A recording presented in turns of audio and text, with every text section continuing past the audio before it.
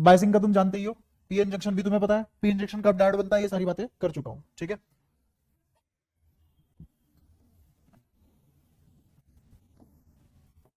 ये क्या बना दिया बीच में, रंगोली, तो depletion layer potential barrier,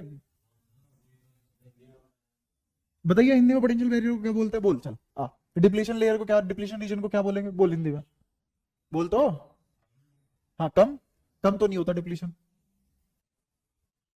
layer का मैं बता सकता हूँ, इतनी बात कर दूंगा, लेयर मतलब परत, बस अब डिप्लीशन बता दे, बोल हिंदी में। मुझे पता होता मैं हिंदी में नहीं बता देता, हिंदी तो मुझे भी नहीं आती उतनी, खैर मुझे जो आता है वो बता देता हूँ, जो नहीं आता वो भी बता देता हूँ। डिप्लीशन लेयर रीजन या पोटेंशियल बैरियर, पोटेंशियल को क्या बोलते हैं, और क्षमता, और बैरियर मतलब रुकावट, क्षमता रुकावट, कैसा लगेगा।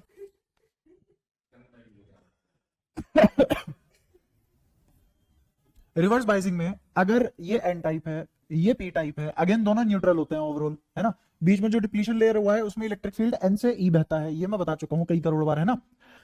अब अगर मुझे तार उल्टे भेड़ने हैं तो मैं यहाँ क्या करूंगा, पॉजिटिव और यहाँ क्या लगा दूंगा, नेगेटिव, तो ये रिवर्स बाइसिंग में आ जाएगा, तरीका बताया था याद करने का, ठीक है। अब अगर मैंने यहाँ पे अच्छा इधर कौन होंगे, मेजोरिटी चार्ज कैरियर, और इधर और minority charge carriers, minority charge carriers holes, ठीक है। ये इलेक्ट्रिक फील्ड क्यों बना होगा, क्योंकि यहां कुछ होल्स आ गए होंगे और यहां कुछ इलेक्ट्रॉन आ गए होंगे। तो मैं कभी भी ऐसे फील नहीं है, ये चीज पहले भी पढ़ चुके हैं हम, डिप्लीशन लेयर जैसी, सोच के देखो, हमने डिप्लीशन लेयर जैसी चीज पहली दूसरी क्लास में पढ़नी चालू कर दी थी, और तब से अब तक पढ़ ही रहे हैं हम ये वाली चीज। कभी डाइलेक्ट्रिक बोलते थे उसको, है ना, कभी नोड बाई के बोल देते थे इलेक्ट्रिक फील्ड हो गया, कभी बोलते थे पोलराइज हो गया, कभी बोलते थे डायपोल जनरेट हो गया, सारी बात सेम ही नहीं है, ये भी तो वही है, ये भी तो डायपोल ही है, होल इलेक्ट्रॉन क्या बना रहे हैं, डायपोल बना रहे हैं।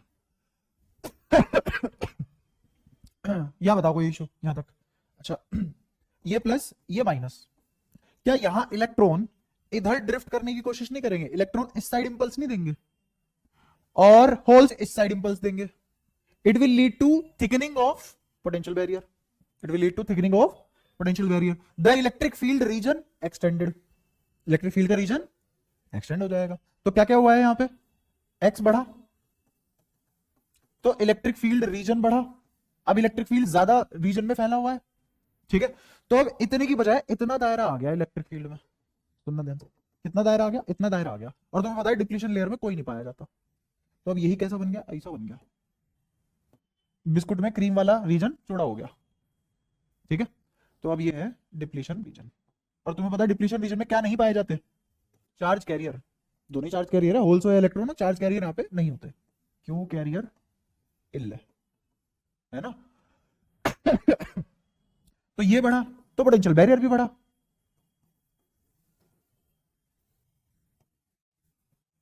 ये भी बढ़ा, है ना। ये इस पोटेंशियल का नाम क्या रखा था हमने, डेल्टा वीडी, जो ड्रिफ्ट कराती है पोटेंशियल अंदर, और इस वाली पोटेंशियल का वी अप्लाइड, है ना। अब जैसे जैसे मैं वी अप्लाइड बढ़ाऊंगा वैसे वैसे क्या डिप्लीशन रीजन बढ़ेगा, जैसे जैसे वी अप्लाइड बढ़ाऊंगा डिप्लीशन रीजन थिक नहीं होगा, इधर देख ले, ये तो था ही, है ना। अब मैंने इससे एन से पी जोड़ दिया और पी से नेगेटिव टर्मिनल जोड़ दिया, तो होल्स इधर इंपल्स देंगे, इलेक्ट्रॉन इधर इंपल्स देंगे, तो ये और ज्यादा सैचुरेट नहीं हो जाएंगे और डिप्लीशन रीजन बढ़ नहीं जाएगा, डिप्लीशन रीजन में कोई चार्ज कैरियर नहीं होता। अब पहले मान ले इनकी ईवी नोट, किसकी, इलेक्ट्रॉन या चार्ज कैरियर की, चार्ज कैरियर की अगर एनर्जी ईवी हुआ करती थी तो ये जब कर जाता था, याद आया जब हमने आई ड्रिफ्ट और आई डिफ्यूजन को बराबर किया था, इक्विलिब्रियम में लेके आए थे। मान ले इसकी ईवी पहले कितनी थी, मान ले 5 इलेक्ट्रॉन वोल्ट थी, अब ईवी क्या हो जाएगी इसकी 10 इलेक्ट्रॉन वोल्ट हो जाएगी, अप्लाइड पोटेंशियल के बाद, बिना अप्लाइड पोटेंशियल की क्या थी, और अब कितनी हो जाएगी, कब हुई है 10, बढ़ गया, बात समझ में आती है, यहां तक कोई परेशानी। तो यहां पे वैसी कोई करंट नहीं बह रहा था, अब तो बिल्कुल भी नहीं बहेगा, ठीक है। तो यहां पे करंट ऑलमोस्ट जीरो आएगा, करंट ऑलमोस्ट जीरो आएगा। ठीक है, अब मैं दो चीजें बताता हूं। फॉरवर्ड बायसिंग में करंट बहता था, फॉरवर्ड बायसिंग में करंट बहता था अप्लाइड पोटेंशियल के बाद। जब तुम किसकी पूर्ति कर दो, पोटेंशियल की पूर्ति कर दो, पोटेंशियल बैरियर की पूर्ति कर दो, है ना। तो जैसी पोटेंशियल बैरियर की तुमने पूर्ति कर दी, उसके बाद क्या होगा, बैटरी के हिसाब से करंट बहेगा, है ना। और जितनी बड़ी वैल्यू होगी पोटेंशियल की, उतना ही अच्छे से करंट बहेगा, एक्सपोनेंशियली इंक्रीज होगा। उसमें मैंने एक इक्वेशन लिखी थी, याद हो, I naught into e to the power minus, याद आया कुछ कुछ, ईवी बाई के टी, ऐसे कुछ कुछ लिखा था, माइनस वन को हमने बड़ी वैल्यू के लिए नेगलेक्ट कर दिया था, क्योंकि एक्सपोनेंशियल में वैल्यू बढ़ेगी तो वो करंट इतना ज्यादा हो जाएगा कि उसमें से -1 करके क्या उखाड़ लोगे तुम, है ना। अब वो आई नॉट मैंने तुम्हें लिखवाया था, क्या था वो आई नॉट, रिवर्स सैचुरेशन करंट। क्या था, रिवर्स सैचुरेशन करंट। ठीक है, ये सब पिछले क्लास के पाप है जो तुम कभी पूरे करके नहीं आते हो एग्जैक्टली। इक्वेशन याद मत करो, बट आई नॉट तो पता होना चाहिए, है ना। अच्छा अब थोड़ी और आगे की बात कर लेते हैं। वो आई नोट क्या था अब पढ़ूंगा मैं। वहां पे जो करंट आता था वो मिली एम्पियर में प्रोड्यूस होता था, current was in milli ampere, current was in milli ampere. यहां पे भी करंट एक्जैक्टली जीरो नहीं होगा, but that will be in micro ampere. Micro और मिली में कितने का फर्क होता है, 10 की घात 3, 1000 गुना फर्क होता है। Micro ampere is 1000 times smaller than milli ampere. ठीक है, ओके। तो अब यहां पे करंट बहेगा, बट वो माइक्रो एम्पियर वाला। किसकी वजह से, मुझे बताओ। ये जो माइनॉरिटी चार्ज कैरियर थे, ये जो माइनॉरिटी चार्ज कैरियर थे, इनको किसने रोका है। इस इलेक्ट्रिक फील्ड में इलेक्ट्रॉन कहां बहेगा, अपोजिट, होल कहां बहेगा, अलोंग इलेक्ट्रिक फील्ड। तो ये माइनॉरिटी चार्ज कैरियर जब बैरियर के पास पहुंचेंगे और बैरियर बड़ा हो चुका है, तो माइनॉरिटी चार्ज कैरियर तो बहेंगे, तो यहां पे करंट आएगा due to minority charge carrier, और बहुत कम होगा। तो हमारे लिए वो ना के बराबर ही है। इसीलिए रिवर्स बायसिंग में हम बोल सकते हैं कि करंट नहीं बह रहा। मुझे मान लो 0.5 एम्पियर का करंट चाहिए, और ये 5 × 10⁻⁻6 एम्पियर का करंट दे रहा है, क्या कर लूंगा मैं। तो इसीलिए मान के चलते कोई करंट नहीं बह रहा, ऑल दो प्रैक्टिकली बहुत छोटा सा एक करंट बह रहा होता है। ठीक है, हाँ, इस बैटरी के हिसाब से, इस बैटरी के हिसाब से, किसके हिसाब से, इस बैटरी के हिसाब से। ठीक है, तो जैसे जैसे ये बढ़ाओगे, जैसे जैसे ये बढ़ाएंगे, वैसे वैसे क्या आई नोट बढ़ेगा। आई नोट किसकी वजह से आता है, माइनॉरिटी चार्ज कैरियर की वजह से। और आई नोट एक सैचुरेटेड करंट है। कैसे करंट है, नाम में ही सैचुरेशन है, तो इसका मतलब फिक्स होगा।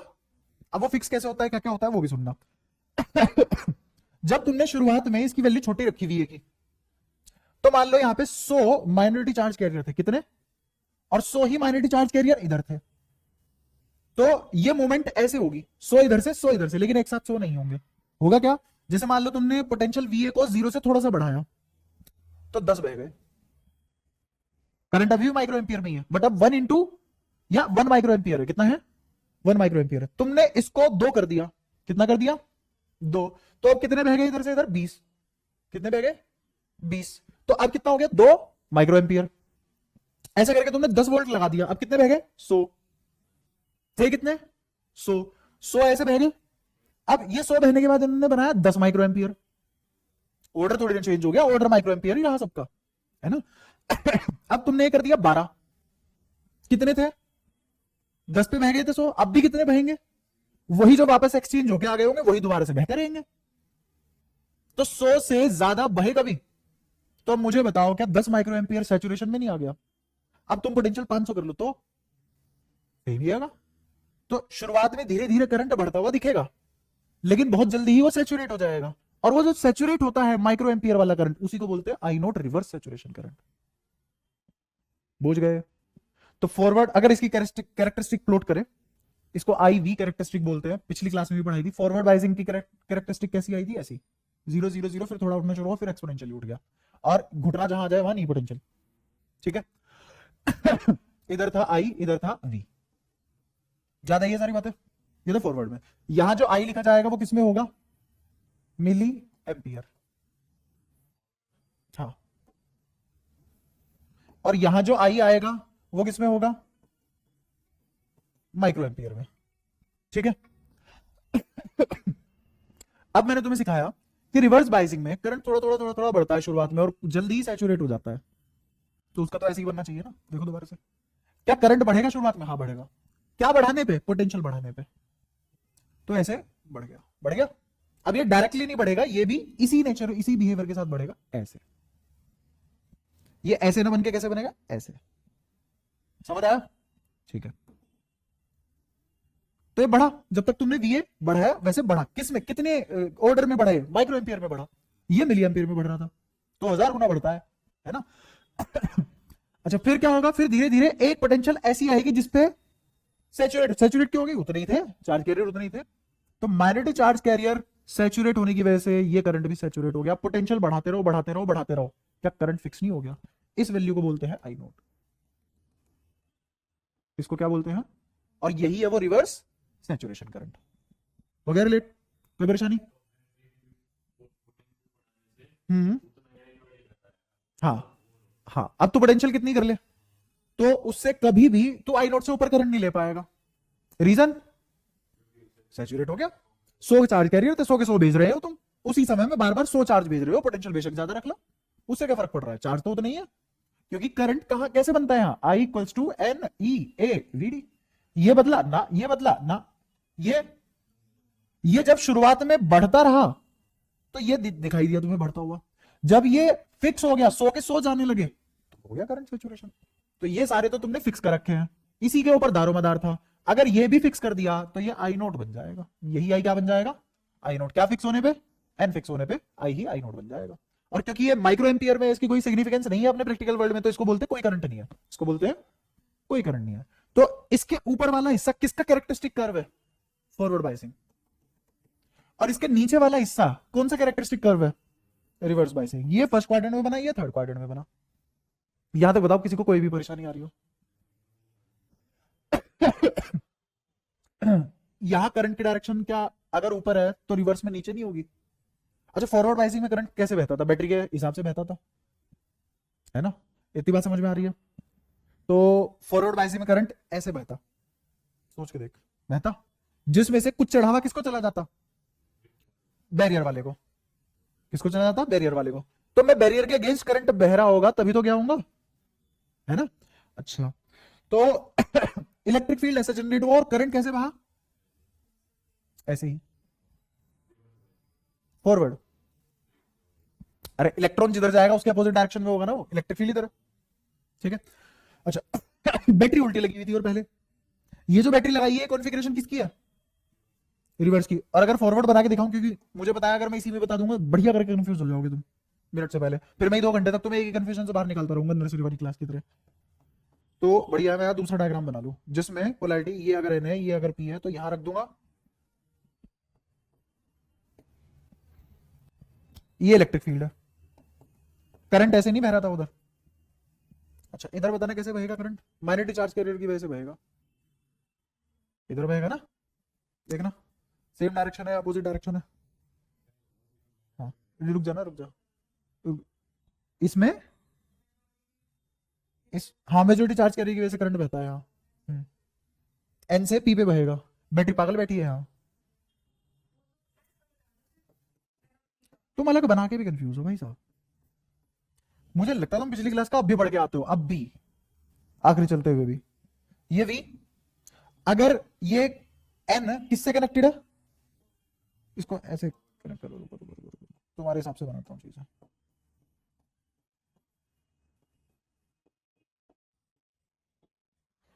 ठीक है।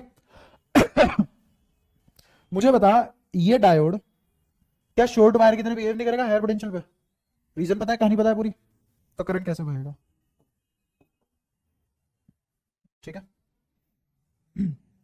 इसमें बता करंट कैसे बह रहा है। देख, इसमें बैटरी उल्टी लगी हुई है, तो ये क्या बन जाएगा? Reverse bias. अगर इसको फॉरवर्ड बोल रहे इसको रिवर्स बोलेंगे। इसमें बता करंट कैसे बहेगा। देख, इधर होल्स है, उधर भागेंगे, होल्स यहां से यहां भागेंगे, भागेंगे। इलेक्ट्रॉन यहां से यहां भागेंगे। मैग्नेटिक चार्ज कैरियर है, उनको कौन रोक रहा है? तो मैग्नेटिक चार्ज कैरियर की वजह से आता है यहाँ पे जो भी करंट आता है, वो किसकी वजह से आता है? मैग्नेटिक चार्ज कैरियर की वजह से बह गए। तो जब ये करंट बहेगा, होल्स की डायरेक्शन जिधर होगी उधर ही तो करंट बनेगा। तो होल्स की डायरेक्शन किधर है? मैग्नेटिक चार्ज कैरियर इधर, होल्स है माइनॉरिटी चार्ज कैरियर्स। तो ये जब इधर गए तो करंट कहां से कहां बहा? देख, ये करंट की डायरेक्शन। इसको बता क्लॉकवाइज है एंटी क्लॉकवाइज है? जल्दी बोल। क्लॉकवाइज। तो एक सर्किट बनाते हैं, चाहे रिवर्स बाइजिंग है, करंट बता इसमें कैसा था, क्लॉकवाइज। ये करंट कैसा है, क्लॉकवाइज। ये कैसा है, अपोजिट नहीं है। ये तुमने मुझसे समझा है, जिंदगी में पहली बार ऐसे बच्चे देखे ना समझ रहे हैं चीज अलग से। अबे सेल्फ अंडरस्टूड नहीं थी ये चीज। आई ऊपर तो इसका आई नीचे, इसका आई ऊपर तो इसका आई। पोटेंशियल तुमने इन्हीं सगे हाथों से पलट के लगाई थी भाई साहब। तो अगर ये फर्स्ट में बनेगा, ये थर्ड में नहीं बनेगा। करंट उल्टा बह गया, बैटरी तुमने उल्टी लगा रखी है। तो अगर इसको फर्स्ट में बना रहे हो तो इसको थर्ड में बनाओगे। पोटेंशियल पलटो, पलट ये वाली चीज पलटो, बस हो तो क्या। ये आ गया,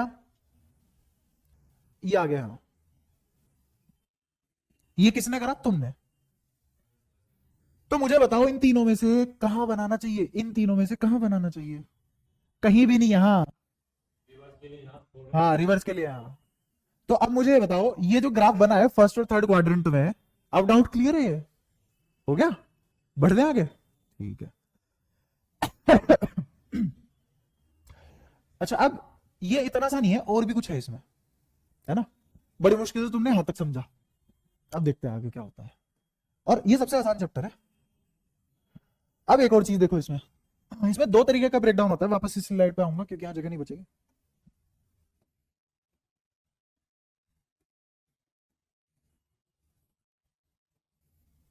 यहां करंट किसकी वजह से बहेगा, अगर ये रिवर्स बाइसिंग में, इसको मैंने बोल दिया एन, इसको बोल दिया पी, इधर लगा दिया पी, इधर लगा दिया पॉजिटिव टर्मिनल नेगेटिव टर्मिनल। ये बताओ फॉरवर्ड या रिवर्स, फॉरवर्ड या रिवर्स, रिवर्स। ठीक है।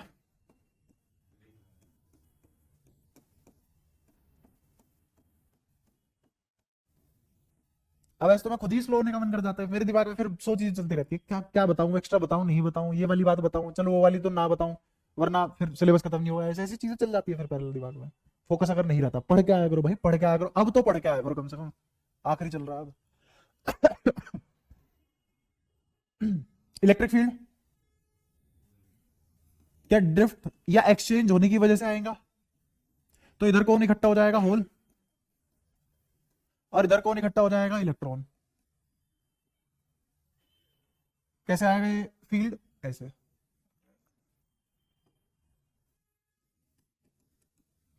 ठीक है।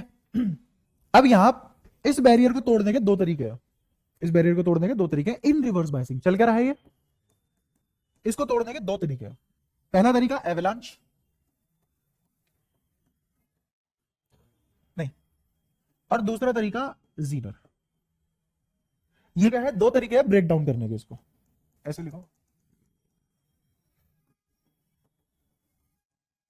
अगर इसको ब्रेक डाउन करना हो तो दो तरीके हैं, एक एवलांच और एक जीनर। पहले एवलांच देखो। एवलांच में ये होता है कि ये जो भी तुम्हें एनपी जंक्शन दिखाई या पीएन जंक्शन जो भी दिखाई दे रहा है, इस पीएन जंक्शन को रिवर्स बायस में कनेक्ट किया हुआ है। रिवर्स बायस में कनेक्ट करने के हिसाब से मैंने इसकी पोटेंशियल बढ़ाता गया, पागलों की तरह पोटेंशियल बढ़ाता गया। पोटेंशियल की कोई मान लो नोब है तुम्हारे हाथ में, किसी बालक के हाथ में नोब दे दी, पागलों की तरह पहिया बना दिया उस नोब का, बढ़ाता चला गया क्या, पोटेंशियल। तो पोटेंशियल बढ़ा दी तुमने। जैसे जैसे पोटेंशियल बढ़ाओगे, मुझे बताओ बैरियर की थिकनेस बढ़ेगी घटेगी, बैरियर की थिकनेस बढ़ेगी। तो अगर मैं इस रीजन को एक्स नाम दूं तो मुझे बताओ एक्स बढ़ेगा, ठीक है। अगर एक्स बढ़ा तो पार्टिकल, इसके अंदर जो भी पार्टिकल है उसको चलने के लिए ज्यादा जगह मिल जाएगी। जैसे ही मेरा ये डिप्लीशन रीजन बड़ा हो जाएगा तो यहां वाले चार्ज इसके अंदर नहीं आ जाएंगे। अच्छा मुझे बताओ, जो मैं ई ई चुप चुप चुप, जो मैं ई वगैरह लिखे हुए हैं किसकी वजह से आए हैं, ई डोपिंग की वजह से। तो ये एक्स्ट्रा वाले हैं, ये ऑलरेडी फ्री है। ये होल्स डोपिंग की वजह से आए हैं, ऑलरेडी फ्री हैं, बाहर है लैटिस के कोने से। लैटिस के अंदर ये बट एटम से बाहर है, लैटिस के अंदर बट एटम के बाहर है, ये मत भूलना। चिपके नहीं हुए, टैटू नहीं बना रहा मैं, ठीक है। अगर ये थिक हो जाएगा, अगर ये थिक हो जाएगा तो इलेक्ट्रिक फील्ड एक आधे को अपने इन्फ्लुएंस में लेके लपेट देगा, ठीक है। अभी भी नहीं आएगा समझ में, चलते रहो, कोई दिक्कत नहीं है। मैं बस ये कह रहा हूं कि मान लो अगर इसके अंदर कोई इलेक्ट्रॉन घुसने की कोशिश करेगा तो क्या होगा, वापस यहीं आ जाएगा, इलेक्ट्रिक फील्ड उसको बाहर ले जाएगा। ठीक है, अब मैंने पोटेंशियल बढ़ाया तो इलेक्ट्रिक फील्ड स्ट्रॉन्ग हुआ, पोटेंशियल बढ़ाया तो इलेक्ट्रिक फील्ड स्ट्रॉन्ग हुआ। तो मुझे बताओ v बढ़ा, x बढ़ा और e बढ़ेगा, स्ट्रॉन्ग हुआ। ये तो क्लियरली था भी कि अगर तुम v बढ़ा रहे हो तो मुझे बताओ v किसके बराबर होगा, पोटेंशियल ग्रेडियंट के बराबर होगा। e पोटेंशियल ग्रेडियंट, x बढ़ा v बढ़ा तो e या तो वही रह सकता है और ज्यादा बढ़ सकता है। तो इस x के अकॉर्डिंग v ज्यादा बढ़ा होगा तभी ओवरऑल e बढ़ गया होगा। अब e स्ट्रॉन्ग होने का एक इफेक्ट है, वो इफेक्ट समझना क्या है। अगर मेरा e स्ट्रॉन्ग हो जाता है तो सिलिकॉन कोवेलेंट बॉन्ड टूट जाते हैं, सिलिकॉन कोवेलेंट बॉन्ड टूट जाता है। तो मान लो एक बॉन्ड टूट गया,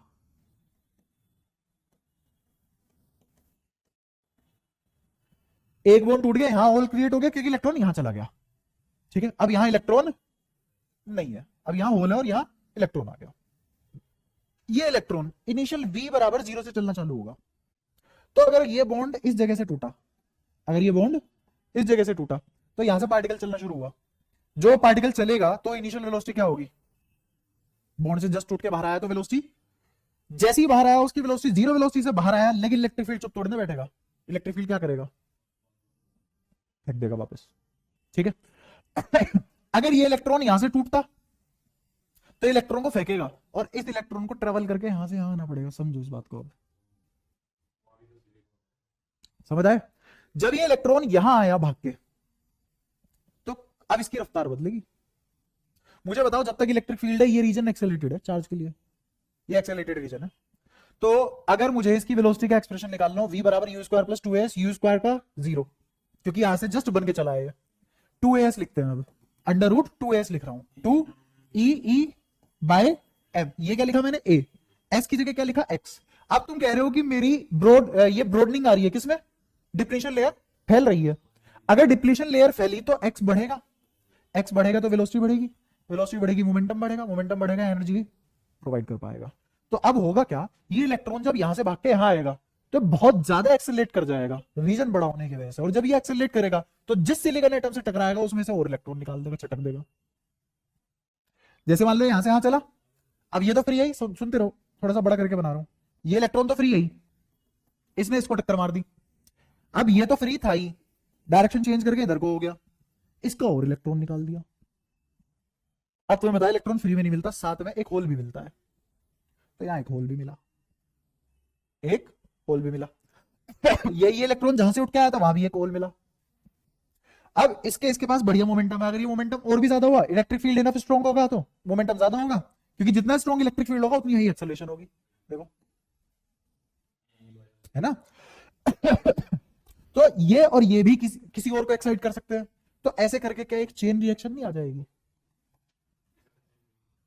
नहीं फील हो रहा चेन रिएक्शन है, हो रहा है ना, ऐसे ऐसे चटपट चटपट बहुत सारे चार्ज इकट्ठे हो जाएंगे एकदम ही। तो दो तरीके के चार्ज कैरियर मिलेंगे, जितने इलेक्ट्रॉन उतने होल्स, क्योंकि पेयर में जनरेट हो रहे हैं। तो ये क्या हो जाएगा, यहाँ पे एक चेन रिएक्शन आ जाएगी। क्या आ जाएगी, chain reaction of breaking of SI covalent bond. ठीक है, और इससे मुझे क्या मिलेंगे, इलेक्ट्रॉन और पेयर मिलेंगे। और ये इनका n बहुत ज्यादा बढ़ जाएगा, इनका n बहुत ज्यादा बढ़ जाएगा। तो INEAVD के तहत ये n बढ़ने से और v बढ़ने से करंट एकदम ड्रास्टिकली बढ़ जाएगा। पहले किस में था, माइक्रो एम्पियर में, अब सीधा 6, 7, 10, 12 एम्पियर कुछ भी आ सकता है, रेंडमली कुछ भी आ सकता है। रेंडमली क्यों, क्योंकि ये अब चेन रिएक्शन है, कितना भी कुछ भी हो सकता है। तो बहुत सारे चार्ज एकदम बह जाएंगे। एवलांच भी तो यही होता है, हवा जितनी बर्फ सरकती है फिर पता लगता है बर्फ बाढ़ की तरह बह रही है, जो आया मरा, इसलिए एवलांच रखा गया, नाम जस्टिफाई हो गया। एवलांच क्यों है, चेन रिएक्शन, एकदम से बहाव आएगा पूरा, किसका, बाढ़ आ जाएगी चार्ज कैरियर की। हाँ, जब चार्ज कैरियर की एकदम से बाढ़ आएगी तो करंट माइक्रो एम्पियर के कंपैरिजन में इनफाइनाइट फील देगा। सोचो 1 माइक्रो एम्पियर के लिए 1 एम्पियर कितना बड़ा करंट होगा, 10⁻6 टाइम्स, 10⁻6 टाइम्स। अब 10⁻6 टाइम्स होता है 10 लाख गुना, 10 लाख गुना कैरी कर रहा हूं, एक का सिक्का नीचे गिर गया, मैं झुक के उठाऊंगा भी नहीं उसे, ना के बराबर है मेरे लिए वो, क्योंकि वो पैसा नेग्लिजिबल है और जो मेरे बैग में है वो इनफाइनाइट है। सेम यहां पे तो इस पॉइंट के बाद एक पोटेंशियल ऐसी आएगी जब इलेक्ट्रिक फील्ड चेन रिएक्शन करवा देगा कोवेलेंट बॉन्ड ब्रेक करने की, तो अब उसको बोलेंगे ब्रेकडाउन। कौन सा ब्रेकडाउन? एवेलांच ब्रेकडाउन। कौन सा ब्रेकडाउन? एवेलांच ब्रेकडाउन। क्लियर हुआ? एवेलांच ब्रेकडाउन से करंट इनफाइनाइट, एक्चुअल इनफाइनाइट नहीं है, 1-2 एम्पियर होना इनफाइनाइट है यहां पे, है ना। तो मुझे क्या देगा? इनफाइनाइट वाली फील्ड देगा, और इनफाइनाइट फील्ड वाली देने का मतलब स्लोप कैसा होना चाहिए? इनफाइनाइट। ये एक्चुअल में characteristic curve of reverse biasing. और यहां जो पोटेंशियल मिलेगी तुम्हें, इस पोटेंशियल का क्या नाम होगा? Breakdown potential. क्योंकि ब्रेकडाउन दो तरीके से हो रहा है, दूसरा तरीका भी बचा है, जीनर। कहां? जीनर। हाँ क्या ये एक्चुअल इनफाइनाइट है क्या? हाँ बिल्कुल, क्यों नहीं होगा? हाँ अरे होता होगा तभी तो पढ़ रहे हैं सब। ठीक है, 10,000 रुपए के लिए भी 1 रुपया नेग्लिजिबल है, 10 लाख के लिए भी 1 रुपया नेग्लिजिबल है। अब वो रैंडमली कुछ भी आ सकता है, ये वाला करंट रैंडमली कितना भी आ सकता है। ठीक है, some milli ampere to some ampere, ये रेंज है इसकी, हाईली रैंडम। ठीक है तो एवलांच इफेक्ट समझ आया तुम्हें, या एवलांच ब्रेकडाउन समझ आया? दो तरीके से ब्रेक कर रहे हैं, ये ब्रेक ही तो हो चुका है रिवर्स बायस। अब रिवर्स बायसिंग में मुझे बताओ, जब इतना हाई करंट फ्लो हो रहा है, जब इतना ज्यादा हाई करंट फ्लो हो रहा है, तो यहां पे एक बिहेवियर है जो मैं तुम्हें थोड़े थोड़े धीरे धीरे एक्सप्लेन करने की कोशिश करूंगा। ये वी फिक्स हो गया है, समझो। आई का यहां आने का मतलब है वी अब आगे नहीं जा सकता।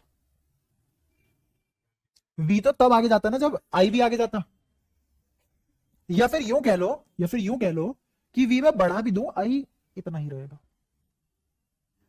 दूसरा नहीं, दोनों में से कोई भी ठीक नहीं है। अब तीसरी बात बोलूंगा जो सबसे ज्यादा ठीक है, पोटेंशियल यही रहेगी, इसी पोटेंशियल पे करंट बढ़ता रहेगा, तो इससे ज्यादा पोटेंशियल की कभी जरूरत नहीं पड़ेगी, या इससे ज्यादा पोटेंशियल कभी अकोमोडेट भी नहीं करेगा। अभी तो नहीं बता रहा, मैं बताऊंगा धीरे धीरे, है ना क्योंकि मुझे पता है तुम्हें कैसे समझाना है, तुम्हारे हिसाब से तो दिक्कत ही हो जाएगी अभी तो एक मैच का वो तुम्हें दूंगा मैं लेक्चर, उससे भी पता लगेगा तुम्हें कितने पानी में हो तुम खैर, तो यहां क्या लाइन बोली मैंने कि V इससे ऊपर नहीं जा सकता, इसी V पे जब मुझे करंट अलग अलग मिल रहे हैं बढ़ते हुए, तो इससे ज्यादा की जरूरत क्या है? अब ये बात दिल में रखो, कहीं दबा के प्रूफ करूंगा इसको। दूसरा वाला इफेक्ट पढ़ते हैं पहले, जीनर इफेक्ट। जीनर इफेक्ट में क्या होगा? जीनर इफेक्ट में हम डोपिंग बहुत ज्यादा कर देंगे, डोपिंग बहुत ज्यादा कर देंगे, और तुम्हें पता है जितनी ज्यादा डोपिंग हो जाएगी, ये थिकनेस थिन हो जाएगी। डोपिंग बढ़ने की वजह से एक्स बहुत कम हो जाएगा, डोपिंग बढ़ने की वजह से एक्स बहुत कम हो जाएगा। जब एक्स बहुत ज्यादा कम हो जाएगा और डोपिंग बहुत ज्यादा बढ़ चुकी है, तो इस डोपिंग की वजह से मुझे बताओ क्या इलेक्ट्रिक फील्ड कम नहीं होगा या बढ़ेगा? डोपिंग से इलेक्ट्रिक फील्ड बढ़ता है कम होता है? बढ़ेगा, डिफ्यूजन बढ़ेगा। डोपिंग बढ़ेगा तो डिफ्यूजन बढ़ेगा, तो इलेक्ट्रिक फील्ड निश्चित ही रूप से बढ़ेगा। ठीक है अब मुझे बताओ, डिफ्यूजन की वजह से इलेक्ट्रिक फील्ड बढ़ा, डिफ्यूजन की वजह से इलेक्ट्रिक फील्ड बढ़ा, तो अगर मैं dx घटा रहा हूं तो बढ़ा हुआ इलेक्ट्रिक फील्ड और ज्यादा नहीं बढ़ जाएगा? अगर मैं पोटेंशियल कांस्टेंट भी रख लूं तो, अगर मैं पोटेंशियल कांस्टेंट भी रख लूं, अब ये किसी एक वैल्यू पे होगा पोटेंशियल की, लगातार कंटिन्यूअस फेनोमेना नहीं है, समझना। जिस पोटेंशियल पे ऐसा होगा कि बिना पोटेंशियल बढ़ाए भी इलेक्ट्रिक फील्ड बढ़ रहा है, जिस पोटेंशियल पे ऐसा होगा कि बिना पोटेंशियल बढ़ाए भी इलेक्ट्रिक फील्ड बढ़ रहा है, is Zener potential, is Zener potential. Thickness कम है, इलेक्ट्रिक फील्ड बहुत ज्यादा है, डोपिंग बहुत ज्यादा है। अच्छा, डोपिंग बढ़ाने से एक और चीज होती है, एन बढ़ता है, नंबर ऑफ होल भी बढ़ता है और नंबर ऑफ, क्यों? क्योंकि मैं एक टाइप की डोपिंग नहीं कर रहा हूं, मेरे पास पीएन जंक्शन है, अब दोनों की सहूलियत है मेरे पास। तो इसमें मुझे बताओ, डिप्लीशन लेयर वहां डिप्लीशन लेयर थिक हो रही थी, यहां डिप्लीशन लेयर थिन हो रही है, समझ में आया? तो मैं दोबारा से चीजें कंक्लूड करता हूं, रिवर्स बायसिंग, डोपिंग ज्यादा, डिप्लीशन लेयर छोटी, 3 बातें बोली है मैंने, क्या क्या? रिवर्स बायसिंग, डोपिंग ज्यादा, डिप्लेशन लेयर कम। इन तीन चीजों से जीनर ब्रेकडाउन आता है, बट एक पर्टिकुलर वैल्यू ऑफ पोटेंशियल के बाद। शुरुआत में तुम्हें पोटेंशियल बढ़ानी ही पड़ेगी, और वो पोटेंशियल सैचुरेशन करंट देती रहेगी। और कब तक सैचुरेशन करंट देगी? जब तक पोटेंशियल इस वैल्यू पे नहीं पहुंच जाती कि उसी पोटेंशियल पे इलेक्ट्रिक फील्ड अपने आप बढ़ रहा है। ऐसा क्यों हुआ? ऐसा वही कोवेलेंट ब्रेकडाउन होने की वजह से हुआ। समझना इसको भी। मुझे बताओ, तुमने इलेक्ट्रिक फील्ड बहुत ज्यादा कर दिया, छोटे से ही रीजन में इलेक्ट्रिक फील्ड बहुत ज्यादा है, तो ये अपने आसपास के बाहर वाले रीजन को भी आयनाइज करना शुरू कर देगा और डिफ्यूजन रुकने नहीं देगा। दूसरा एक और चीज, ये अंदर जो डिप्लीशन लेयर है उसमें इलेक्ट्रिक फील्ड सोचो कितने ही बड़े ऑर्डर का है। तो यहां से इस वाले से क्या क्रिएट कर रहा है? यहां इलेक्ट्रिक फील्ड ऐसे है ना, यहां से एक होल ले लिया इसने और एक इलेक्ट्रॉन पैदा करवा दिया। अब ये इलेक्ट्रॉन खुश है क्योंकि यहां पी है, ठीक है। अब ये होल यहां जाएगा और क्योंकि ये इलेक्ट्रिक फील्ड के हाथ में ये वाला रीजन भी है, तो यहां से एक इलेक्ट्रॉन तोड़ लेगा और एक होल खुश है क्योंकि यहां नेगेटिव है, और इस इलेक्ट्रॉन को इलेक्ट्रिक फील्ड तुरंत यहां फेंक के मारेगा। अब ये इलेक्ट्रिक फील्ड ग्रो करेगा भयंकर तरीके से और पूरे फट्टे में से बर्बादी की तरह चार्ज निकालना शुरू कर देगा और कोवेलेंट की दही तोड़ के रख देगा, दही, ठीक है। तो यहां बहुत तेजी में बॉन्ड टूटेंगे कोवेलेंट बॉन्ड, और जब कोवेलेंट बॉन्ड टूटने शुरू हो जाएंगे तो टूटते ही रहेंगे और मेरी एन की वैल्यू बहुत ज्यादा बढ़ जाएगी और इलेक्ट्रिक फील्ड कंटिन्यूअसली ग्रो करता चला जाएगा क्योंकि ये रीजन थिन होता चला जाएगा, और जितना ही थिन होगा उतनी डिफ्यूजन बढ़ेगी। और ये डिफ्यूजन में अब कौन मदद कर रहा है? बाहर वाले को आयोनाइज कर रहा है, कौन? Electric field. तो इलेक्ट्रिक फील्ड यहां आयोनाइज कर रहा है हर चीज को, आयोनाइजिंग द पीएन जंक्शन ही लपेट लिया इसने। और दूसरा, ये थिकनेस कम होती जा रही है, तो पोटेंशियल बैरियर की तो वाट लगा दी तुमने, और अब पहले तो करंट माइक्रो में था, अब तुरंत ही इतना करंट आ जाएगा कि वो लगेगा ऐसे जैसे इनफाइनाइट हो। तो ये जीनर ब्रेकडाउन है। फर्क है दोनों में, एवेलांच और जीनर एक ही बात नहीं होती। हाँ, ये थिकनिंग, सॉरी ये वाला एवेलांच थिकनिंग से आया और ये हाँ डिप्लेशन लेयर घटने से आया, विड्थ घटने से आया, उसके थिन होने से आया, ठीक है। या तो कोई परेशानी? अच्छा, जिस पोटेंशियल पे ये हुआ, किसी पोटेंशियल पे तो हुआ होगा ना कि अब पोटेंशियल इतनी रख दी, अब इलेक्ट्रिक फील्ड रुक नहीं रहा। जैसे तुमने किसी को मोटिवेट किया और इतना ही मोटिवेट कर दिया, अब तुम मोटिवेट भी नहीं कर रहे, पर वो नहीं रुक रहा, है ना, ये वाली बात। तो इसका पोटेंशियल क्या वीजेड नहीं रख सकते? अब इसका नाम मैंने कौन सी पोटेंशियल बोली? अब पोटेंशियल वही रखने पे इलेक्ट्रिक फील्ड बढ़ रहा है, हेंस करंट बढ़ रहा है, इसी पोटेंशियल पे करंट बढ़ रहा है, पोटेंशियल बढ़ाने की जरूरत नहीं है। तो इसको ब्रेकडाउन पोटेंशियल या क्या बोल देते हैं? हाँ बोल। जीनर में अपनी तरफ से क्यों पोटेंशियल, जो अप्लाइड पोटेंशियल है वो कौन बढ़ा गया? फूफा जी। तो हाँ, बिना भी अप्लाइड के कुछ नहीं होगा यहाँ। मैंने क्या बोला पता नहीं, तुम कितना सुनते हो कितना नहीं, बिल्कुल गूंगे होके बैठ जाते हो क्या भाई? 1 करोड़ की बार और सुन लो। डीवी बढ़ाते बढ़ाते कोई ऐसी वैल्यू अचीव करेगा जिसपे अब इलेक्ट्रिक फील्ड बिना वी बढ़ाए बढ़ेगा। दोबारा बोलता हूं, डीवी बढ़ते बढ़ते कोई ऐसी, इस बात का लेखक से क्या तात्पर्य है? तो वी अप्लाइड तो यहां भी बढ़ाना है। वी अप्लाइड बढ़ाते बढ़ाते एक ऐसी पोटेंशियल आएगी जब इलेक्ट्रिक फील्ड उतना स्ट्रांग हो जाएगा कि अब वो बिना वी बढ़ाए भी बढ़ेगा। मुद्दा क्लियर? तो इसको बोलते हैं जीनर पोटेंशियल, है ना। क्या यहां तक सारी बातें क्लियर है? आगे जितना धीरे हम चल सकते हैं उससे भी 10 गुना धीरे चल रहे हैं। हाँ सच में 10 मिनट की टॉपिक है। इसमें कोई इशू परेशानी? ओके, बढ़ते हैं आगे। और अब मैं इसमें बाद में आऊंगा कि वीजेड क्यों नहीं बढ़ रहा है यहां आगे, ठीक है। एक तो है कि बिना बढ़ाए इलेक्ट्रिक फील्ड बढ़ रहा है, एक हम वी बढ़ा भी नहीं सकते, तो वी मैं क्यों अब इससे ज्यादा वी बढ़ा नहीं सकता? अभी तक मैंने तुम्हें किस लहजे में समझाया? बढ़ाते गए और एक ऐसी वैल्यू आ गई कि मुझे वी बढ़ाने की जरूरत नहीं है, ई अपने आप बढ़ता रहेगा, ठीक है। असली बात क्या है कि मैं इसके बाद वी बढ़ा नहीं पाऊंगा, वी यहां पे टर्मिनल पोटेंशियल है, वी यहां पे टर्मिनल पोटेंशियल है, और ईएमएफ और टर्मिनल पोटेंशियल हमेशा सेम नहीं होते। क्या फर्क होता है टर्मिनल पोटेंशियल और ईएमएफ में? हाँ, अब है बाद में, है ना। और एक्सप्रेशन क्या होता है, मतलब रिलेशन क्या होता है वी और ई के बीच में? वी बराबर ई माइनस आई आर, छोटा आर। कभी कभी ना जब मैं तुम्हें छोटी छोटी बातें बताता हूं जो मैं यूटिलाइज करता हूं अगले वाले चैप्टर में, एक बार खुद से पूछो कि इस आदमी ने बिना मतलब क्या 4-5 घंटे नहीं लगाए थे उस 10 मिनट की चीज की बजाय, तब भी उसका आउटपुट ये आ रहा है।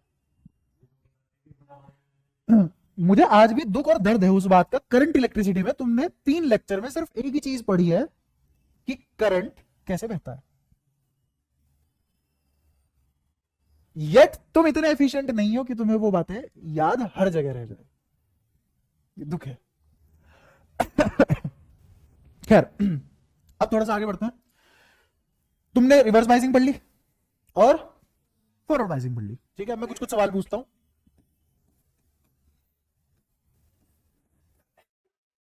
बस मुझे ये बताना कौन सा किस में कनेक्टेड है। बताओ ये कनेक्शन कैसा, रिवर्स या फॉरवर्ड? कैसे पता तुम्हें? तो कैसा बिहेव करेगा? अरे फॉरवर्ड बाइसिंग तो है, अगर ये आइडियल डायोड है तो कैसा बिहेव करेगा? करंट बहुत ज्यादा, अरे रेजिस्टेंस 0 हो जाएगी इसकी, शॉर्ट वायर की तरह बिहेव करेगा। ये लेवल है हमारा, मैं क्वेश्चन ये दे रहा हूं और इसका भी आंसर मैं ही कर रहा हूं। क्या इतनी धीरे? मुझे तुझे सुनाई दिया इसका आंसर बोला था? मुझे नहीं सुनाई दिया, थोड़ा ऊंचा बोला कर, बुढ़ापा आ गया भाई। और तुझे उसमें भी सुन गया, उस आदमी का सीएम तुझे सीए सुन रहा था, इसके धसके में तुझे वो आंसर सुन गया जो मुझे नहीं सुनाई दिया। हाँ तो बताओ कौन सी बाइसिंग?